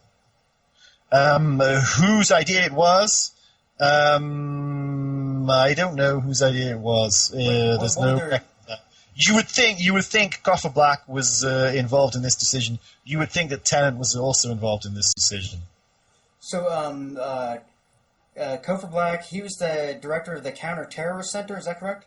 Yes, that's right. And how many... From 1999 until 2002. And how many different stations or offices were under that umbrella? There was only the only station was Alex Station, because the CIA is basically organized geographically. In the capital of just about every country, there's a station, but headquarters is different. There's one station at headquarters, which is Alex Station, which was the CIA's first attempt to have like a virtual station. But the Counter-Terrorist Center also included other organizational components, branches, departments, sections, that sort of thing. I would guess that this CTC had over 100 people on 9/11. So as far as promoting and transferring Blee to a station in Afghanistan, it seems like that would be outside the purview of the Counter-Terrorist Center director. I mean, Black could obviously... I would think he had some input, yeah. Yeah, I'm sure he could but whose decision it actually was, Afghanistan would fall in the CIA under the Near East Division. So, actually, you would think that the Near East Division director was the person who formally made the appointment. Okay, so... But given the sensitivity of the situation, the circumstances, you would think he consulted Tennant about that. Okay, so probably the Near East Division Director, Black, and Tennant got together and said, we're going to get rid of the incumbent and we'll have Blee there. Right. Okay. And how about what are the names and titles of the people at the FBI and CIA who would have been involved in the decision to transfer Wilshire from the CIA to the FBI in July 2001? The CIA and the FBI had a program of swapping officers. It began sometime in, I think it would have been the early 90s, and it was viewed by the officers as being fairly pointless. There's no real need to go... I mean, if an FBI agent went to the CIA for a year, he would view that as a year wasted from the viewpoint of career advancement. Towards the end of the 90s, it began to change, and it was viewed as a good thing for careers. And lots of, or a substantial number of officers did it. Often, I mean, there was an element of volunteering for this. So it could simply, they said, who wants to go? And Wilshire said, I'll go. One of the things I consider in the book is that the Alex Station group was concerned that the FBI was getting closer and closer to the Malaysian meeting and to Al-Hazmi and Al-Mihdhar, and that Wilshire was sent there in order to keep an eye on things and to make sure things didn't get out of control. But there's no way to prove that, at least based on the information we have now. And where was he sent at FBI? He was sent to the FBI's International Terrorism Operations Section, ITOS. And who? And he worked with the director, or the head of ITOS, whose name was Michael Rollins. The DOJ IG report reports a statement of Wilshire which says that his role was that of a consultant there. However, Wilshire testified publicly to Congress in December 2001 about the global reach of Al-Qaeda, and there he is identified as the deputy head of ITOS, which I think we can assume was his position from May 2001, because it was always one person went one way and the other person went the other way. And the person who went the other way was a guy named Charles Fram, who arrived at the FBI in July 2001, and he was Blee's deputy. And at this time, Blee was head of the Sunni extremist group. And do we know who was at ITOS from the CIA before Wilshire? No. And so I can understand. It would have been somebody around his level of seniority, I would imagine. Sure. So Wilshire is a deputy chief at Al Station. He's not going to want to be demoted if he has to go to the FBI, but if he can keep his level of seniority at FBI, then I mean, obviously he'd be willing to go. In addition to whatever other motives there are. So he essentially he's a counterpart to Michael Rowlands, and all the other people at FBI are under him. They're under. He said that he was not a line manager. He's not anybody's line manager at the FBI. However, obviously, there's the dynamic of he's a manager. He's also from what people might perceive as a more glamorous agency. And when he was talking to the lower level people, then they perceived that. And Dina Corsi, where was she at FBI?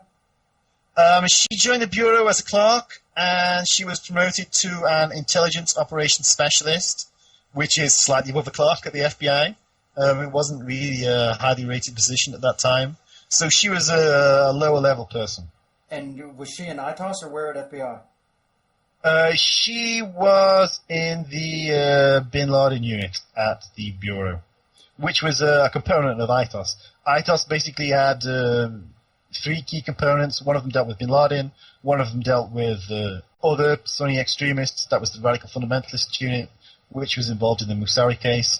And there was also a component which dealt with Iran, Hezbollah, Syria, that sort of thing. Okay.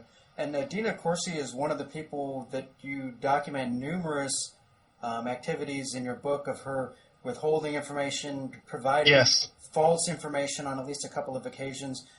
Is there any evidence of her doing that kind of stuff prior to... To Wilshire coming? No, absolutely not. And why, we don't... Go ahead. We don't... Sorry, go on. Well, I'm just like, I find it puzzling that someone who's working for the FBI would all of a sudden do these unethical, illegal, or like, I don't know if they're actually illegal, but I mean, lying, deceiving her coworkers at the FBI, possibly at the direction of Tom Wilshire. Why would she trust Wilshire? Why would she do this stuff that could get her fired, possibly prosecuted criminally? Like, what could be her motivation? Who is she? She's just a low-level person, and Wilshire was the deputy to her boss's boss, and Wilshire came in. The way I see it is that Wilshire came in and just said, do this.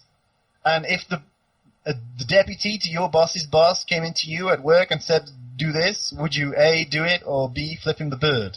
I would do it. And but not even so imagine that Corsi says, no, I'm not going to do it. And Wilshire's answer to that is, well, if you don't want to take it from me, we can go and see Michael Rollins. And you can tell him, I think your deputy's an idiot, and I'm not going to do it. And I really can't see her doing anything like that. Also, we have to bear in mind that CIA officers in their training learn a range of skills. And a key skill which they learn is inducing other people to do exactly what they want. And Wilshire had these skills. What is and the he would have known which buttons to press. How do we know that Wilshire had those skills? It's what all the CIA officers are taught. This is basic training. But Dina Corsi, working for the FBI, would have also received a lot of training in proper procedures and ethics and stuff like that. I mean, and Wilshire is asking her to lie to other FBI agents about dangerous terrorist operatives during a period when... I'm sure he told her, we've got it covered. I've spoken to Michael. It's just that we need to keep these people away from the case for a couple of weeks. Then we'll tell him. And so you believe like Wilshire just turned on the charm and told her whatever she needed to believe, and she's just well, I mean, he can turn on the charm or no. First of all, he has to look at it and he has to ask himself, which buttons do I press here? I mean, can I simply say go and do it? Is she a person who'll just do it when I say, or do I need to charm her? Do I need to threaten her? He's going to have some sort of game plan in his head. How to do it. And it worked, but he was taking a risk that it might not work, that she might go around him on the down low and check with the Michael Rowlands or someone else and ask him, hey, Wilshire just said I should do this. What do you think? Yeah. I think what else is he going to do in that situation? I mean, you see, the problem here is that this is a situation where something had gone wrong again. The notification came into the FBI, and what would usually have happened was that the FBI would start an investigation which would go nowhere slowly. But one of the supervisors at the FBI's New York field office forwarded the documentation about the case to one of the Cole agents who'd previously been at a meeting with some of Wilshire's associates, including Corsi. And he immediately started to cause very big waves, and Wilshire had to deal with this immediately. And this is how, this is how he tied himself up in knots. or this is why he had to tie himself up in knots, because something went wrong and he had to fix it quick. I find it. I mean, you could be correct. I don't have any evidence that the truth is otherwise, but I find it really hard to believe that Corsi would so strenuously work to prevent FBI criminal investigators from finding out certain information, going through this shouting match meeting, lying about two separate things: the information she received from Sherry Sable, although of course, like, we don't know who exactly was lying about that, but it really seems like Corsi, considering the other things that she did, and then Yes. like inducing different people at FBI to not do certain things, to do certain things the wrong way, like Robert Fuller slowing down like all these different things that she did, and just did it for this guy who just showed up at the FBI in May, like over 2 months. I mean, does he have like the brainwash techniques from hell or something? How could he get someone to do all this stuff? Haven't certain people speculated that she was actually working for the CIA?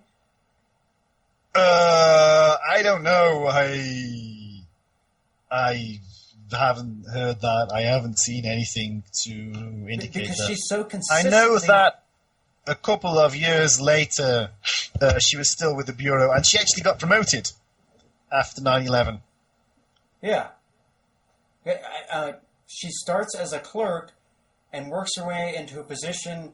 She's a senior intelligence analyst or something she was in 2003. And she's in this key position where she can block certain information, which, if it is passed on to these criminal agents, could have disrupted the whole 9/11 plot. And she actively worked to make sure this information did not get passed on. Yes. Boy, well, And if you look at you ask, why would she do what Wilshire told her to do? But we can see, for example, she reported to Wilshire on what she was doing. I mean, an FBI detailee to Alex Station Kevin, found out. Kevin, Sorry, hang on one second. So Wilshire's saying he wasn't a line manager, but you're saying Corsi was reporting to him. What is the evidence that Yes. she hit? So is I'm this sorry? contradictory information?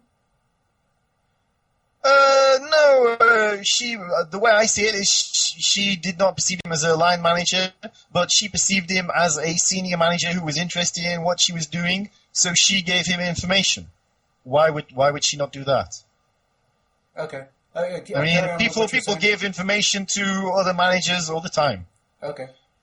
For example, when when Alex Station called the FBI to say, "Oh, we've just found this cable from January the 5th, and then the other one from March the 5th, and Al-Mihdhar's in the country," it was Corsi they called, and then Corsi's reaction to this was to go to Wilshire, and then she had a meeting with Wilshire. And they decided what they were going to do. She didn't go to a line manager, who was Rodney Middleton, who was head of the FBI's Bin Laden unit. She went to Wilshire. Uh-huh. We know that. They both admitted this happened. And then we see they agree, we have to tell the New York field office about this. And so she started drafting the official documentation for New York. And then on August 23rd, she sent notification to Wilshire saying, she sent an email to Wilshire saying that, the official documentation for New York's not going to be finished today, maybe tomorrow. So she agreed with Wilshire what she was going to do, and then she was reporting on her progress with him. And she also said, and they also discussed the issue of should it be an intelligence investigation or a criminal investigation. I mean, Corsi also went to Middleton, but she doesn't seem to have told Middleton so much, and Middleton doesn't seem to have been that involved in what was going on. Okay, right. Moving on. Your book says that on 3 different occasions, Ali Soufan, the FBI agent, requested information from the CIA on the Kuala Lumpur meeting, and associated Al-Qaeda members in the CIA falsely informed him on each of those occasions that they did not have the information he was seeking. Is that correct? Yes, and this is one of the most amazing omissions from the 9/11 Commission report, because they interviewed Soufan 3 times, and the key staffer who was responsible for the CIA FBI matters, Barbara Gruey, she headed 2 of those interviews, and she wrote up the summary of the interview after, a memorandum for the record is what they called it. Also, she'd previously worked on the DOJ IG report, and presumably she'd interviewed Soufan for that as well. We don't know exactly what Soufan said in all these interviews, but there must have been. We know that other people on the Cole investigation were interviewed, so they could have also mentioned these 3 requests. We also know that the Commission and the DOJ IG report didn't just interview people; they looked at documentation as well. Also, 2 of these requests were reported in the press during the Commission's work. They were in an article by James Risen in the New York Times in April 2004. So even the general public knew about these requests, but there's no mention of them in the 9/11 Commission report at all, and there is no mention of them in the unclassified version of the DOJ IG report at all. And briefly summarize what he was asking for and what he was told? Soufan began to suspect about the Malaysia meeting. And the 3 requests, first of all, the first request was in, I think it was November 2000, after they'd been investigating the call for about a month. And he said to the CIA, was there some Al-Qaeda meeting somewhere in Southeast Asia in January 2000? And they said no. So he kept... Sorry? Yeah, I'm just bemused because, as we covered earlier in the interview, the CIA had already told, through James, the CIA had told the 2 other people at FBI that this meeting occurred, and they told Picard, and now they're telling Ali Soufan we don't know anything about the meeting? We don't know if they told Picard by then. We assume they had. They definitely told Free. He knew this. He knew about the meeting. And the request to the CIA was sent through official channels, which means it was sent through Free's office. Although we don't know whether Free actually saw it himself. I'm sure there's a large amount of documentation that goes to his office, and he doesn't see it all. And so it went through Free's office. Where would it have gone at CIA? Well, that's the big question, isn't it? The logical place to route it would be to Alex Station, where they have all these people who know about Malaysia, and they just look in there, even if it comes to somebody who doesn't know it, he goes and says, for example, you go to Michelle, who everyone knew was involved in the Yemen hub. Do you know anything about this? You could ask Wilshire, do you know anything about this? There's all the cables in the database. It's really easy to find. You could even, a logical thing, you could even ask, the stations in Southeast Asia. Guys, do you know anything about this? Kuala Lumpur, Bangkok, they knew. It's information that would have been really easy to find. So would FBI route the request directly to Alice Station, or would they send it through some No. Soufan sent it to the FBI director's office, who sent it across to the CIA, presumably at the same level. So it would come in at Tennant's office, and then it would be routed somewhere else, almost certainly to Alex Station. But the Tennant's office, they wouldn't necessarily look at this. They would just send it where it needed to go. There's no way of proving that the person in Tennant's office knew anything about this. I mean, maybe it's just some sort of secretary, and she says, "Oh, it's to do with Bin Laden. We'll send it to Alex Station." Okay. We got off track for a second. Continue on with what you were saying about Soufan's request and what he learned. Then the second request came later. It was in the April 2004. They discovered more about it, and so Soufan figured, well, they didn't say anything to my first request, so maybe if I give more details, it'll jog their memory, and they'll be able to find it. So we sent a more detailed request, and they said no. And then in July 2001, he sent the third one, even more detailed. And in these later requests, for example, he even discovered the phone number of the payphone outside the condominium in Kuala Lumpur where the meeting had been held. And he said, does this phone number mean anything to you? And the CIA had actually, together with the Malaysians, had monitored the summit's attendees making calls from this payphone. And this was in this number was in the surveillance logs. Mm-hmm. Incredible. So it's hard to understand how they could have possibly told Sufan they don't know anything about this. And it's extremely hard to understand how it's omitted from the official reports. Yeah, quite problematic. Okay, so on the NSA for a second, in your book it says that the NSA did not pass on information regarding the Yemen hub, regarding the intelligence that they gained from monitoring it since 1996. It was not used to stop the 1998 embassy bombings, was not used to stop the Cole attack, was not used to stop 9/11. How do we know that the NSA actually did not pass this information on, and that there was a record of it at CIA, FBI, that just hasn't surfaced? The key thing that the FBI, that the NSA should have told the FBI in the run-up to 9/11 is that there were calls between the Yemen hub and the US.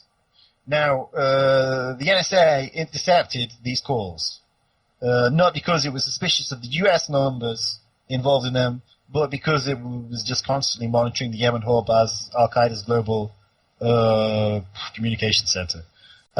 Some of the reports, sometimes it just did nothing with these calls.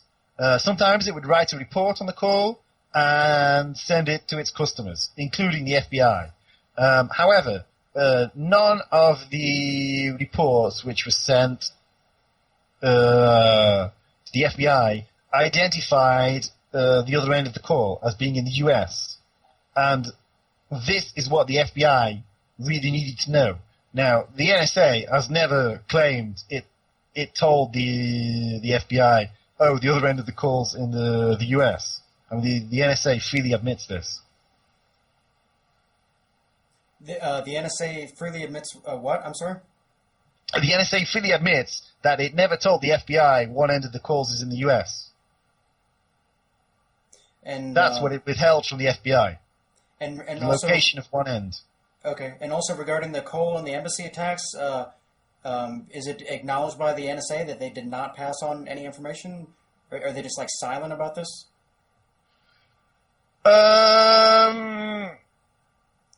Before the embassy bombings,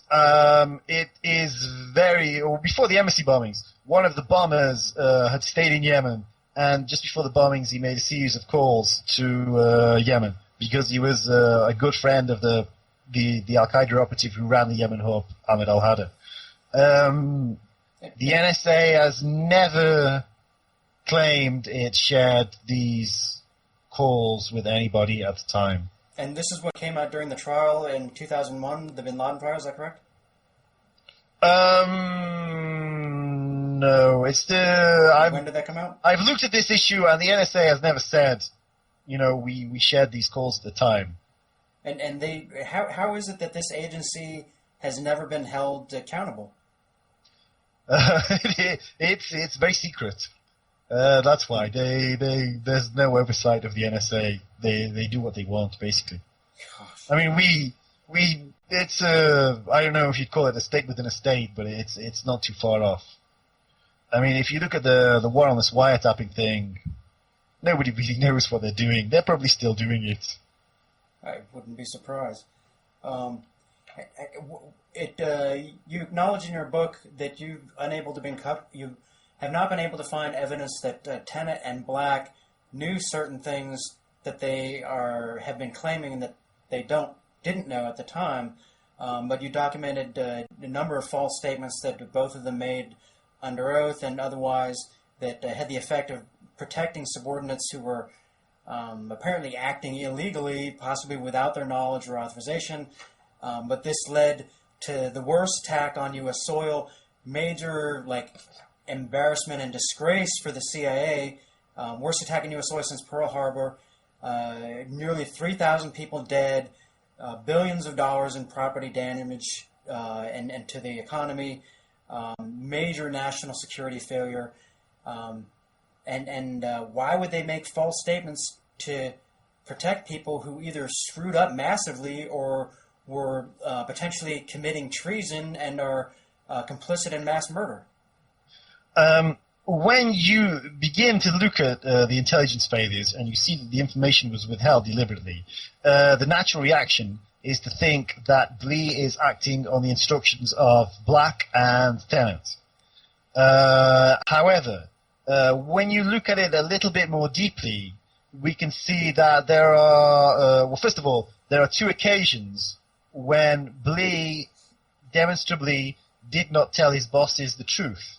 For example, or the two occasions are January the 12th, 2000, when he claimed that his guys were still monitoring the extremists who were meeting in Kuala Lumpur.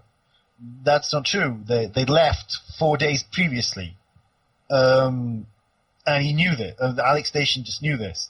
I mean, it was reported in one cable, then there was another cable, and Alex Station cabled, Bangkok to say find them. So it's really hard to understand how Blee could possibly have believed what he was telling his bosses. And then the next day, there was more information came into Alex Station, emphasizing that we've lost these guys in Bangkok. We don't know where we are. We don't know where they are. And then on the 14th, Blee went back in and told his bosses, we're still following them. So on the 13th, they got an email saying, we've lost them, and on the 14th, they're reporting, we're still following them. So if Blee is working at the direction of Black and Tennant, why is he not telling them the truth? That's one of the questions I had to answer for myself. And the answer to that I gave is that he's not working for Black and Tennant. He's doing whatever he wants because he's David Blee's son.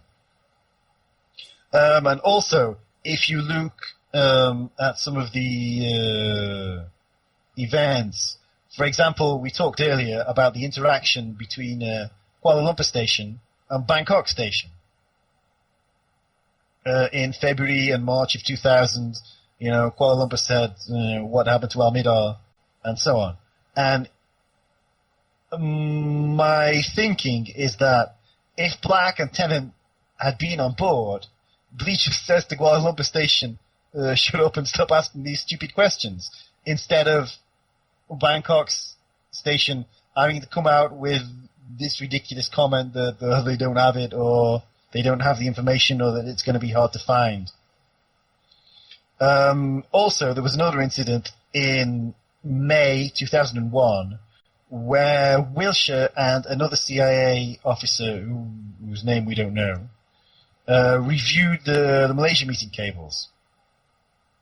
And then the upshot of this was that the other officer did nothing, and Wilshire got an FBI detailee to Alex Station named Margaret Gillespie to do the review all over again, which makes no sense. We've just reviewed them. Why do you need to review them again? And as he told her to do this, he said, do it in your free time. It's not urgent, although it may contain the key clue we need to stop the next attack. And he also, he didn't give her the cables he had. And then it took her 3 months to find the cables that he had when he asked her to do the review. And this sequence of events is really hard to comprehend. But the theory I came up with is that he gets Gillespie to do the review again to ensure that the other CIA officer with whom he previously reviewed the cables, did nothing. So he says to her, well, this information we've come up is really interesting. We'll have somebody else review it. Don't worry your pretty little head about it. And if Blee and Wilshire are working for Black and Tennant, why does he need to tell her this? He can just say, Gopher doesn't want you to do that, stop doing it. And so she can go to Black and say, do you want me to do this? And Black says, no, of course not. Wilshire just told you that, he's working for me. So I reached the tentative conclusion that Blee was doing it on his own, or possibly with the support of influential former CIA officers, because obviously he knew a lot of people like that. Okay, I understand that. That's definitely a possibility. You also do acknowledge in your book that it's possible Tennant and or Black had communicated to Blee that they just didn't want to know this information. And going back yes. If it would be better for us, or they appreciated beforehand that whatever they were doing, be it monitoring the hijackers or monitoring the two men in the US, be it trying to convince them to become double agents, was extremely risky, and therefore they didn't want a paper trail which connected them to the operation.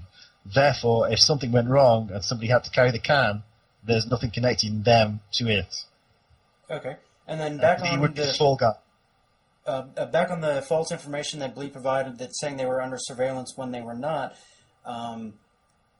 It seems like there's a couple other possibilities. Maybe you've ruled them out, but that was Blee himself told they were under surveillance, and why would he be telling? I mean, like you make the point in the book that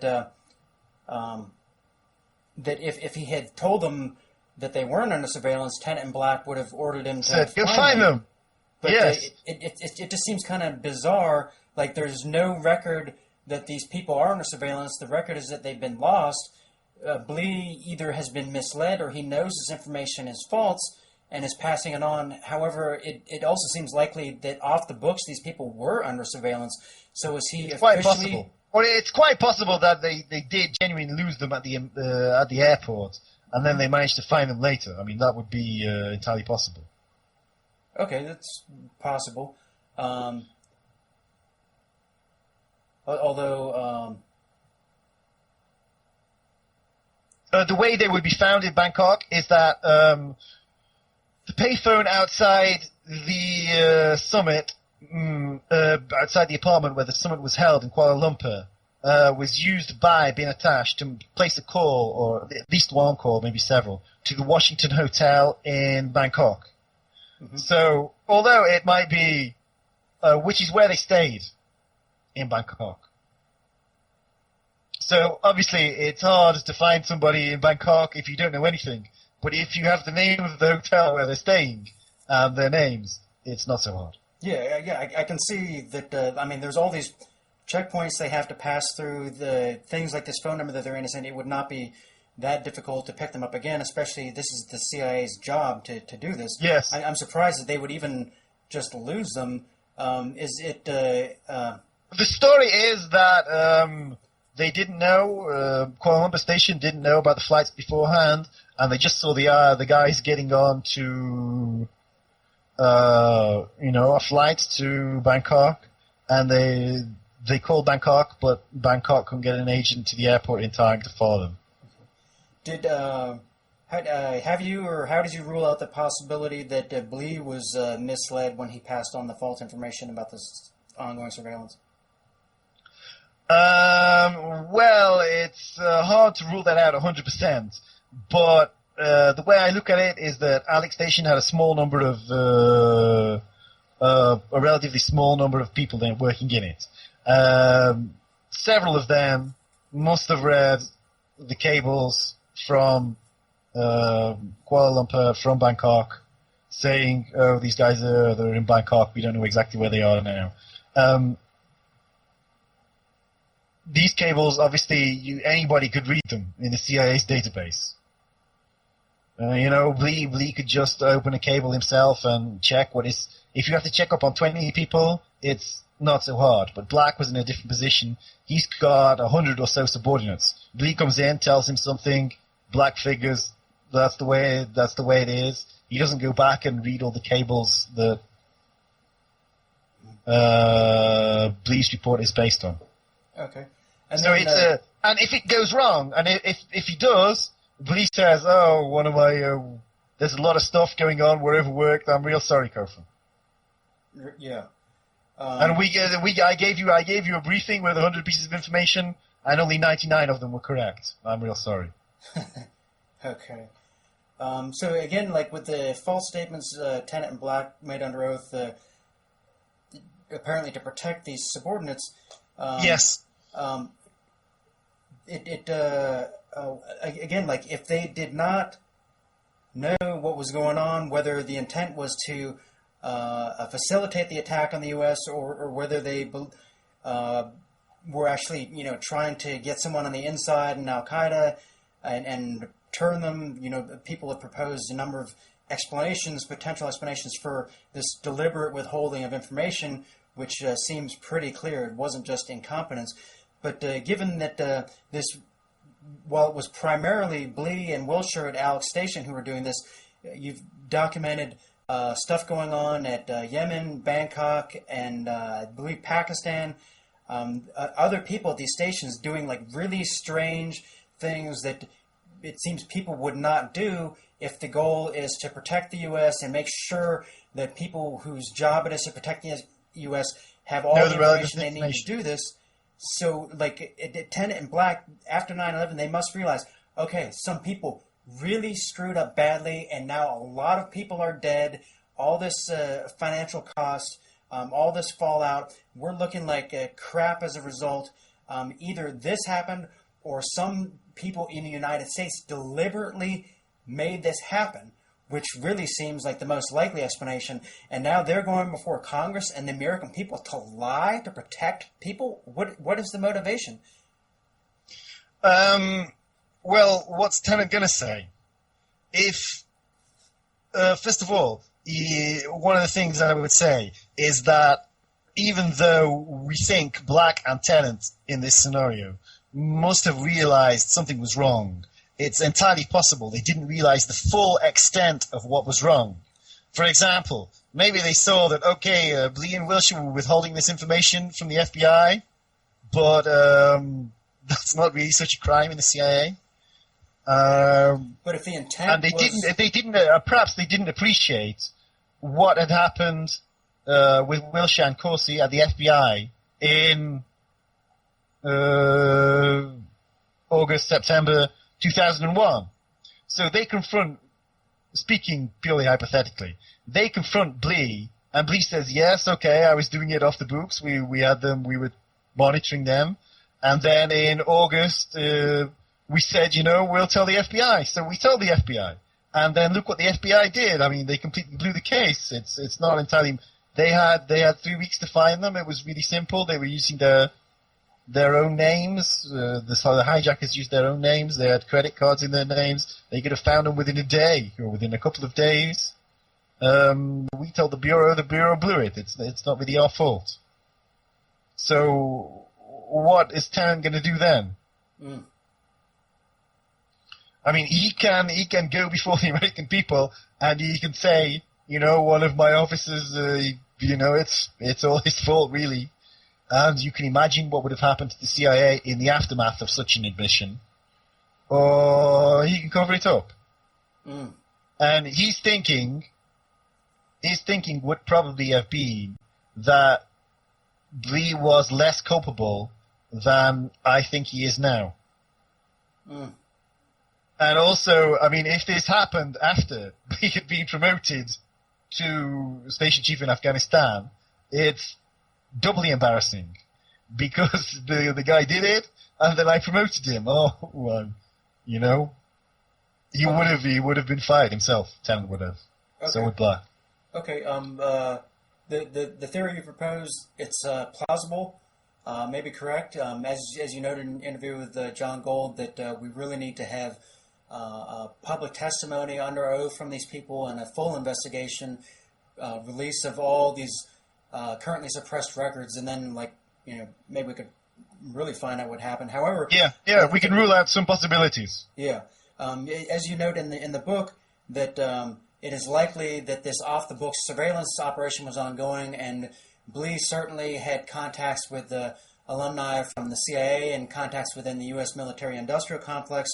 So there's all these other resources available if someone does want to permit an attack on the U.S. You note a number of possible political, financial, economic, and ideological motivations people could have. And then we see, one result is this war on terror, massive funding for the military-industrial complex, this domestic national security state, and wars, and a whole paradigm shift. So that could have been the goal. It was definitely predictable that this would have been the result if something like 9/11 happens. But back on Blee and Wilshire for a second, it seems unlikely that these two on their own could conceive that they could do this on their own. There must have been some other network with people involved, probably much more powerful than Tennant and Black, if they were really in the dark about what was going on, to pull this off. Would you agree? Just looking at 9/11. I mean, it's possible. It's entirely possible that Blee did discuss this, if we're right, or if I'm right, and Tennant and Black weren't involved.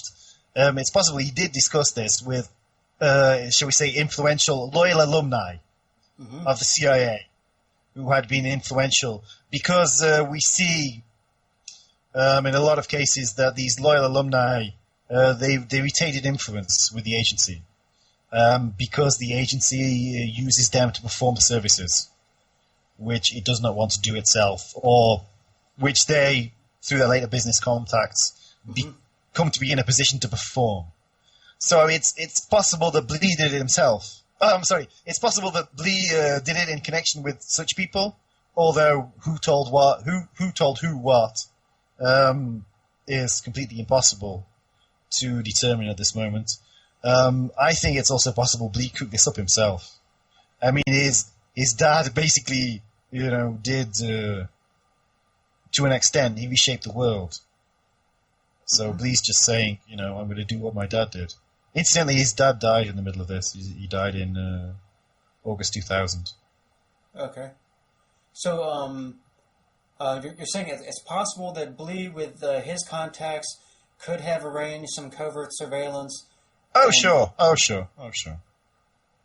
And how, given that that's one possibility, and then there's other possibilities that he was even a minor player and was just used to pull this off. What do you think is most likely here? Are you able to comment on that based on the public information?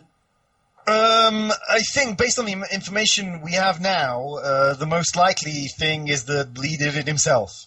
However, there's a lot of information we don't have. So as that information comes out, we can adjust the probabilities. Okay. And one of the things that you mentioned in the epilogue of your book is that there are other unanswered questions regarding other areas of 9/11. Yes. And one you specifically mentioned is the air defense failure, which the attacks happened over a span of 2 hours. What information do you have on that? What questions do you have about the air defense failures? Well, various questions have been raised about the air defense. I mean, basically, it's now accepted that the initial story that the military gave about the air defense response was completely wrong. And it has been alleged including by a senior 9/11 Commission staffer, Joe Farmer, who we mentioned earlier, that he did this on purpose. And they knew they lied about it. Although Farmer claims that he got to the bottom of it. And that the account which he presented in the 9/11 Commission report is accurate. I personally would like to know more about the war games which were in progress on 9/11. I mean, I've heard it said that it's no really big deal, that the war games were significantly different to the 9/11 attacks, that they could not have hampered the response. Indeed, it is claimed, they accelerated the response. But I'd like to see the documentation for them. Okay.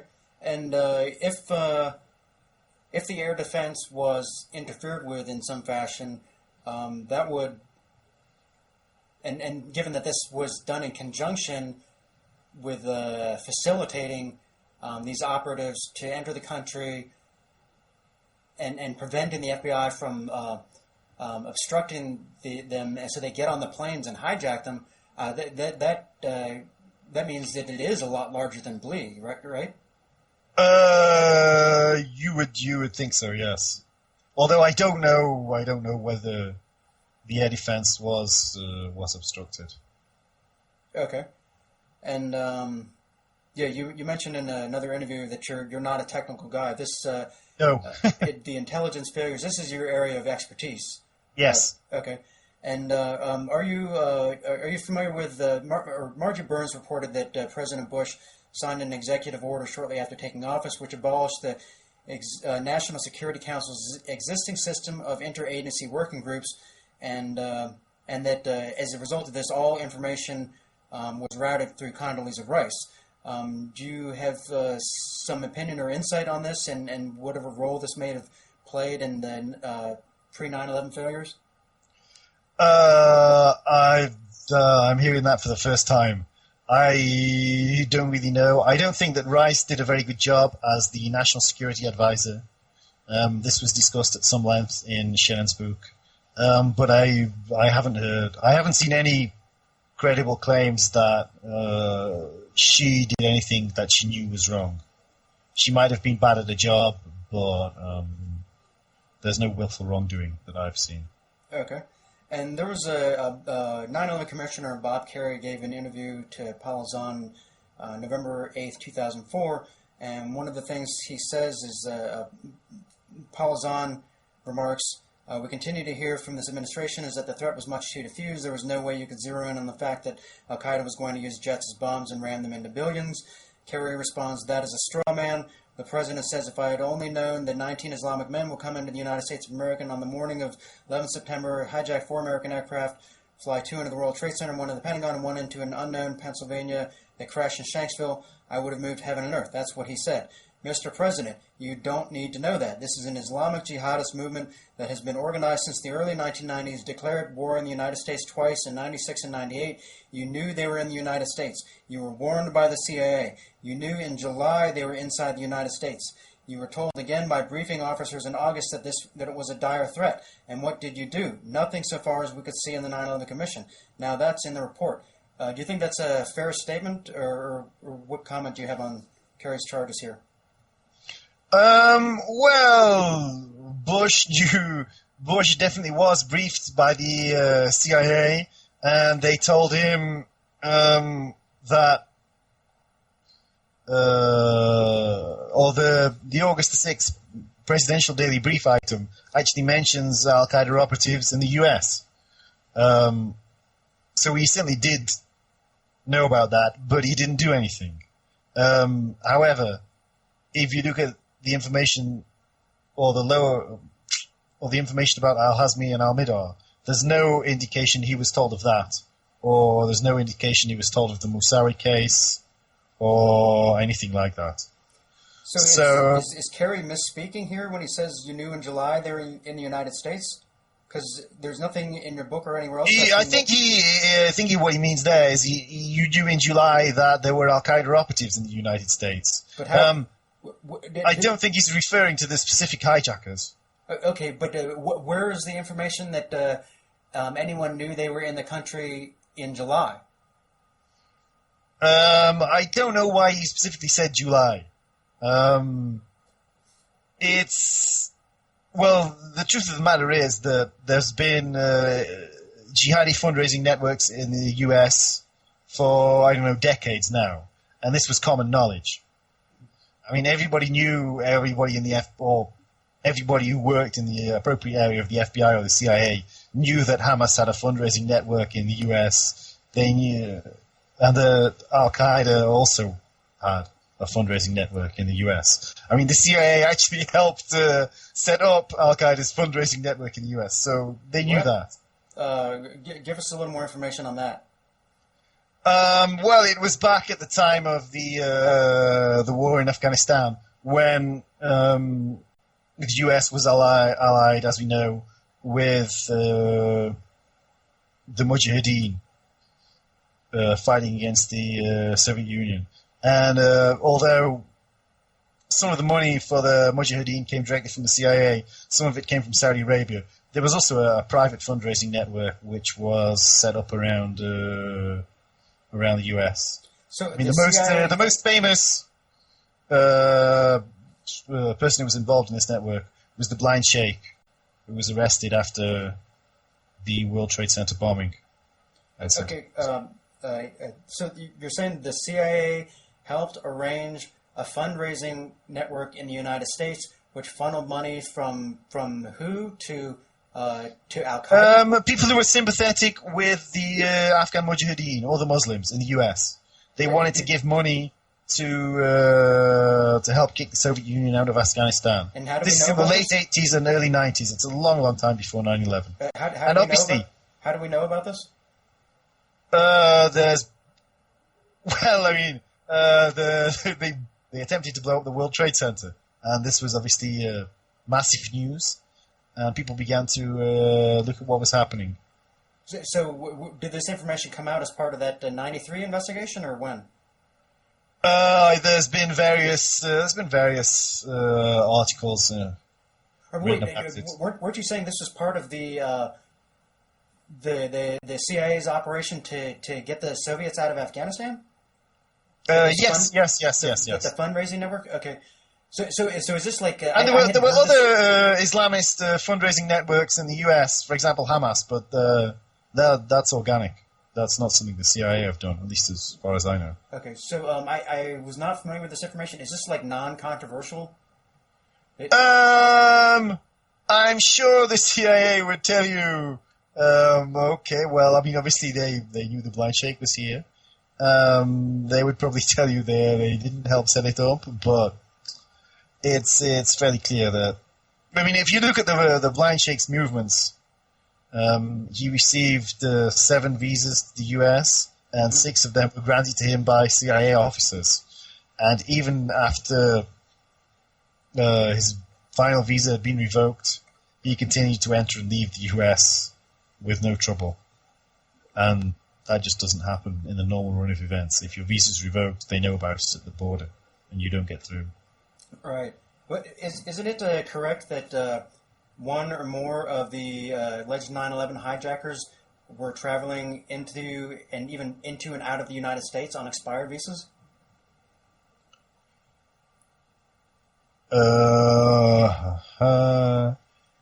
On expired visas? I don't think so.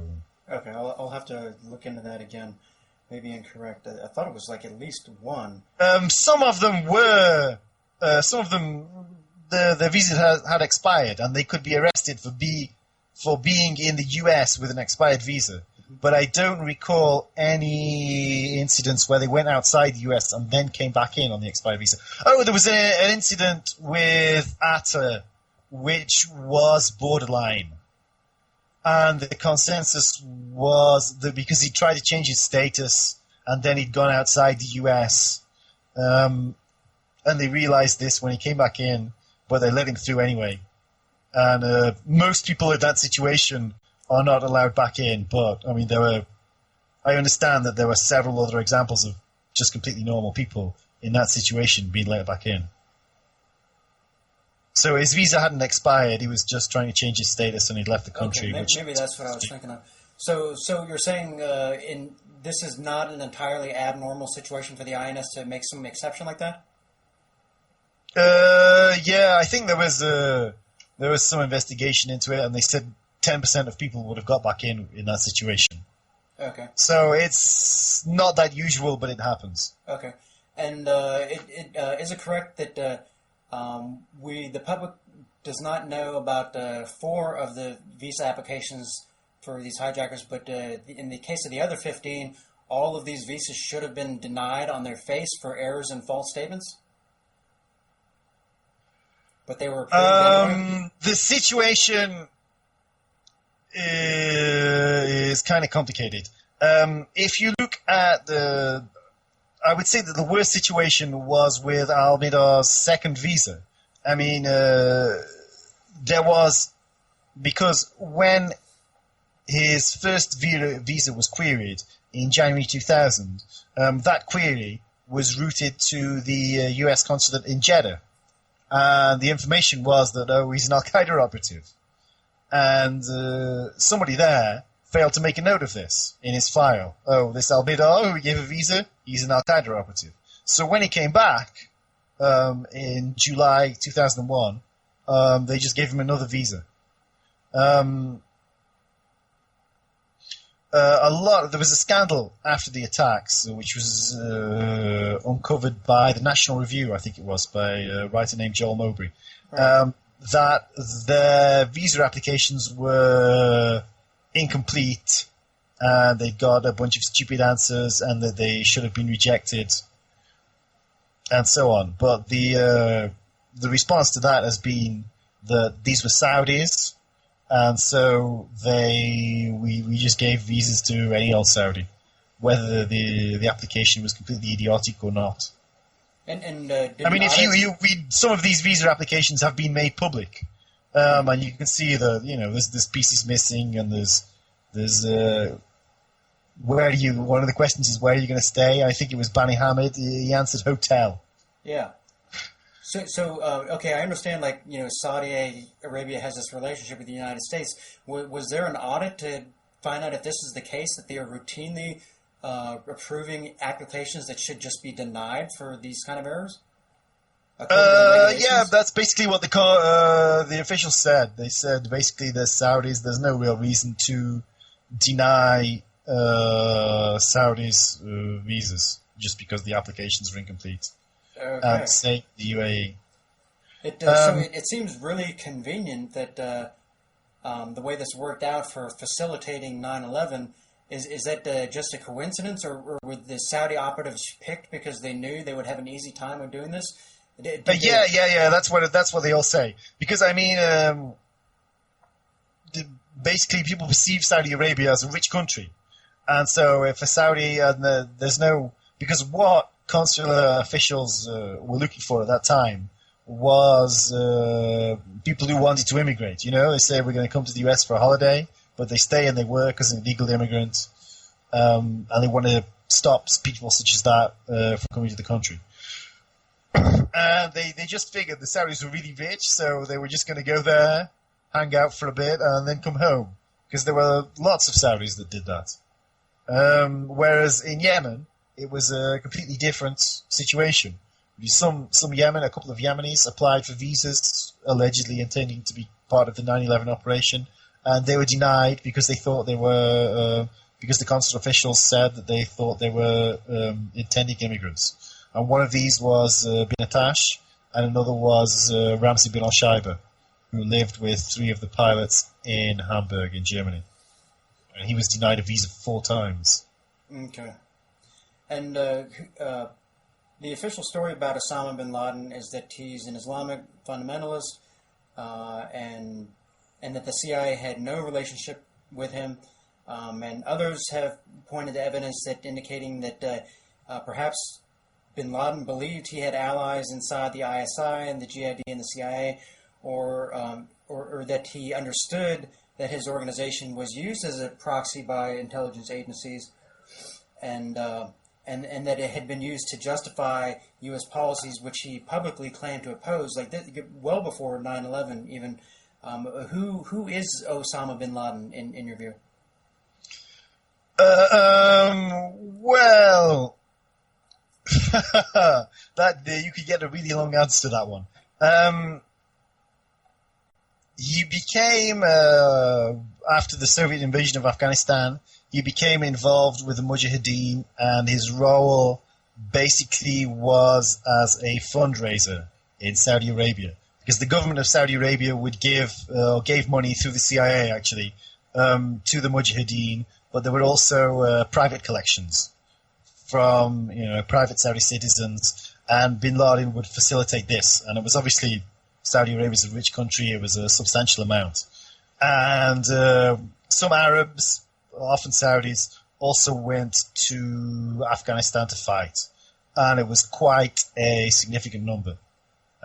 Sometimes there were 10% of the forces the Mujahideen fielded were actually Arabs. So he did that, and then there was a discussion after, as the anti-Soviet jihad was winding down, about where Islamist militancy was going to go, and he became involved in that. And then his rival had the misfortune of being car-bombed, along with two of his sons. And that left bin Laden as kind of the most senior person in really militant Islam, along with the blind sheikh, I guess. Although the blind sheikh went to the States, he got arrested after the Day of Terror plot. So that left bin Laden in charge on his own. With connections with intelligence agencies, the CIA denies that they worked with him during the anti-Soviet jihad, but this is something that might be technically correct, but it's fairly clear that bin Laden was meeting with CIA assets. And, for example, the battle where he allegedly took the Kalashnikov from the Russian general, that was a battle he fought on the orders of a CIA asset. So was he aware of these links to the CIA? Did he understand how he was being used? I'm sure he must have known that the US also supported the Mujahideen. Whether he appreciated every single detail of what the CIA was doing, I really doubt that. Whether there was actually meeting between the CIA and bin Laden during the anti-Soviet jihad, I don't know. I've never seen, or whether there was an actual meeting between a CIA officer or contractor and bin Laden during the anti-Soviet jihad, I don't know. I've never seen proof of that, but he certainly did meet with the CIA assets. There's no question of that. Okay, and regarding his post 9/11 statements on two, maybe a third occasion, bin Laden denied involvement in 9/11. He pointed to U.S. and Israeli intelligence agencies in one lengthier remark, and but later statements attributed to bin Laden, he's more clearly linking himself to the 9/11 attacks. So what is going on here? The contradiction? What is your view of the later statements? Are they authentic? I would view bin Laden as a politician, which means if he opens his mouth, I think he's lying. He's made a number of contradictory statements about a lot of terrorist attacks. So the pattern of admitting and then denying, or denying and then admitting allegedly 9/11 is something you would expect him to do, basically, based on his track record. Were these contradictory statements made before 9/11 about other... Yes. He admitted and denied the Blackwater Down incident. Huh. And he's admitted and denied the Cole bombing. So when he says, "I do my best not to tell a lie," he was lying? Yes, definitely. He's a politician. Okay. Would you believe a politician? Certainly not. Geez, so what is his motivation to do all this? I mean, was he living in a cave, or was that a myth too? The problem is U.S. foreign policy. You see, the U.S. has a policy of propping up some not very nice people in the Middle East, and so was he genuinely opposed to U.S. policies? Was it his aim to achieve these goals of getting the U.S. out of Saudi Arabia and driving oil up to $100 a barrel, or was there some other motivation that he was aware of? I would think. I mean, the bin Laden worked as. I mean, he was chosen as the chief fundraiser. Chosen by who? For the Mujahideen by the Saudi establishment. Uh-huh. You know, they said we need a heavy hitter. And this guy's up for it. He's one of the Bin Ladens, one of the most powerful families in the kingdom. He's got the clout to do the job, and then it's very clear. So it's very clear he was working hand in glove with the Saudi authorities. I mean, they admit to meeting him and coordinating everything. And then there was very obviously a disagreement between Bin Laden and the Saudi authorities, and it wound up with Bin Laden going into exile. First of all, in Sudan. So, and that is the story behind that we're told is that Bin Laden was not happy with Desert Shield. He did not want the US to come in Desert Shield. So he would tell. And there's also he would tell whatever lies he needed to motivate people to fight against the US. Yes, to get the US to stop supporting Saudi Arabia. Right. Or to get the US to stop supporting the Saudi regime. Okay. Because, I mean, if you look at the criticism of the Saudi regime, you must acknowledge that it is not perfect by a long chalk. Mm-hmm.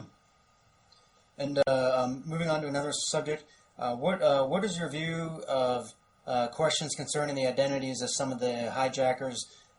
There were reports that some were turned up alive, or that some of these identities were mistaken, they were stolen, that doppelgangers were involved, like such as Atta being reported in 2 different places during the same time period. Well, I'd split the hijackers alive and the doppelgangers up into separate areas. There are some interesting reports of the doppelgangers, but I would consider that far from being proved. Regarding the hijackers still alive, it's fairly clear that if you look at who the FBI originally thought did it, they are not the people the FBI now says did it. Specifically, there was a guy named Walid al-Shehri, and obviously Walid al-Shehri, there's not just one person in the world called that, like there's not just one person in the world called Kevin Fenton, there are several of them. Mm-hmm. And they thought the Walid al-Shehri who did it, who was on Flight 11, which hit the North Tower, was a Saudi who had previously studied aviation at Embry-Riddle University. Now, what they seem to be saying, or what they are saying, is that it's a different Walid al-Shehri with slightly different middle names. Although there's never really been a full explanation of this. Mm-hmm. And there are similar situations with some of the other hijackers. Mm-hmm. Regarding the hijackers' identity, some DNA tests were performed after the attacks. One of them, the test of Zaya Jarrah, was done with DNA collected from his girlfriend's house in Germany. So they matched the DNA at Shanksville with DNA taken from his girlfriend's house in Germany. The other DNA tests of the hijackers, they simply took DNA from places where they had been, such as their hotel rooms, and matched them up with what they found at the crash sites, which gives us, I think, less certainty. Mm-hmm. It's unclear to me why they didn't try and get DNA from relatives or something. Which would have given us more certainty. I don't really put much stock in the hijacker still alive argument. However, there's no real reason, there's no real 100% sure way to prove that the hijackers are who the FBI says they are. Okay. Moving on, what are your views on reports that some of these hijackers were not devout Islamic radicals, that some of them were training at U.S. military bases, reports of other hijackers drinking, using drugs, buying porno, going to strip clubs, using prostitutes? I'm sure they did use porno. I mean, that's completely uncontroversial. It would be pretty controversial. I I'm sorry? It'd be pretty controversial for a devout Muslim to be doing that, although, I mean, understandable. I mean, fundamentalist Christians are caught using online porn all Yeah, the time. they do it all the time. Yeah. Maybe the Muslims aren't much better. But to then go and kill yourself for your religion seems kind of odd. I mean, if you're a hypocrite... My interpretation of their motivation is that it is not primarily religious. They are basically opposed to U.S. foreign policy the same as Bin Laden is, and they're doing it primarily for that reason. They're opposed to U.S. policy, and they're willing. Yes, for to example, die for I mean the story with Atta is that he was always, he became fairly religious during his time in Germany. And after some sort of Israeli offensive, when some civilians were allegedly killed, well, they were killed, he became even more radicalized. And he realized, or his opinion was, that it's impossible for the Arabs to defeat Israel because Israel's backed by the US. The only way we can stop Israel doing these things is to break US support for Israel, and then we might get somewhere against them. And so it's I political understand having that as a goal and a desire, but to go as far as intentionally killing yourself to achieve that goal, maybe it's because I'm an American. I was not. You're an American. You can send, if you want to do that, if you want to change something politically, you could send an unmanned aerial vehicle to do it. Muslims don't have unmanned aerial vehicles. Okay. And moving on to another area, how familiar are you with the claims and evidence that World Trade Center 1, 2, and 7 were destroyed with explosives, and what is your opinion of this evidence and the claims? Like I said, I'm not really a technical person. I don't know the ins and outs of it. I used to follow it fairly closely for some time, and I formed the opinion that it really did not look like, shall we say, a natural collapse, and I thought, there were explosives used in the building. Although whether that's related, I'm not an engineer, I don't purport to have any special expertise in this. Okay. Although whether that's related to what I wrote in the book, I have no idea. I've never seen any indication that if they were blown up, then it's to do with the intelligence failures. Okay.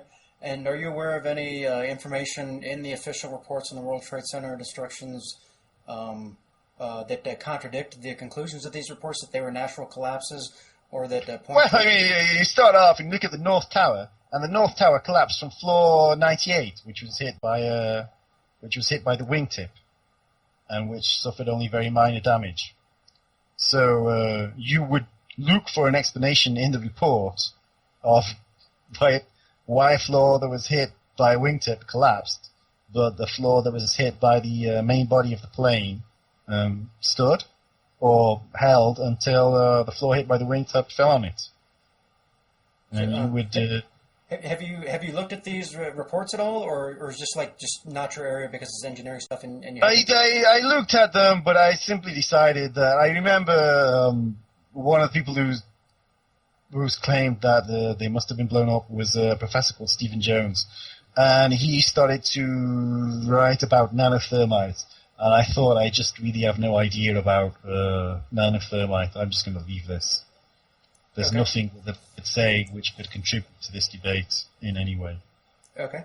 And just to summarize the interview here, is there anything in your book that we have not discussed already that you'd like to speak on for the listeners here? What have I left out? One thing. After the cable was blocked, or after Doug Miller's draft cable to the FBI informing them that Al-Mihdhar had a US visa was blocked by Michelle and Wilshire on January the 5th, 2000. Miller went to another FBI detainee at Alex Station named Mark Rossini. Mark Rossini then went to Michelle and said, "Why have you done this?" And she said, according to Rossini, "We're not going to tell the FBI. It's none of their business. The next Al-Qaeda attack is going to be in Southeast Asia. When we want the FBI to know, we'll tell them. We're not going to send it." And so Rossini went back and said, "There's nothing I can do. I don't have the authority. I'm only a low person. I don't have the authority to release this, so I just have to do what Michelle tells me to do." Then this information came out. It was in the Congressional Quarterly in advance of a book by the intelligence writer James Bamford, who also had it in his book. Then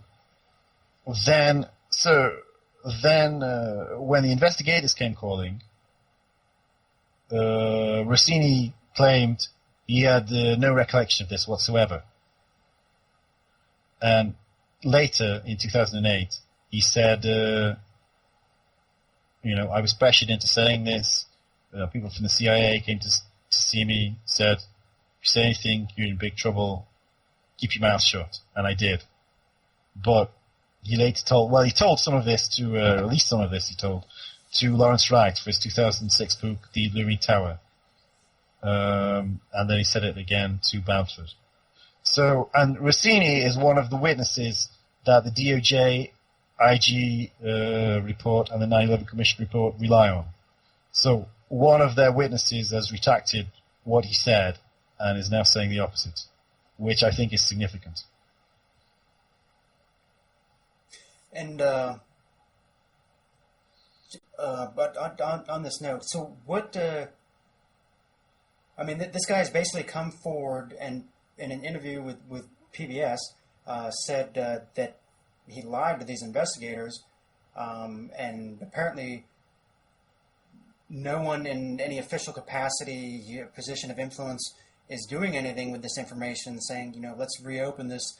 What would you like to see come out of your book, and what ideally should be going on here, given that there's all this information that the official story is not what happened? Well, obviously the best thing you could have would be to have a new investigation which was credible, which was not run by a close associate of Condoleezza Rice. But whether that's actually going to happen, I don't know. To be quite honest, I doubt it. Yeah. But I felt that I had this information and it was appropriate to publish it as a book, so I did. Okay, I'd like to remind listeners, Kevin Fenton's book is Disconnecting the Dots, How CIA and FBI Officials Helped Enable 9/11 and Evaded Government Investigations. May not be at your local bookstore, but you can find it in a number of places online. I'd like to encourage everyone to read this book and encourage the mainstream media and people in the U.S. government and other governments to read this book.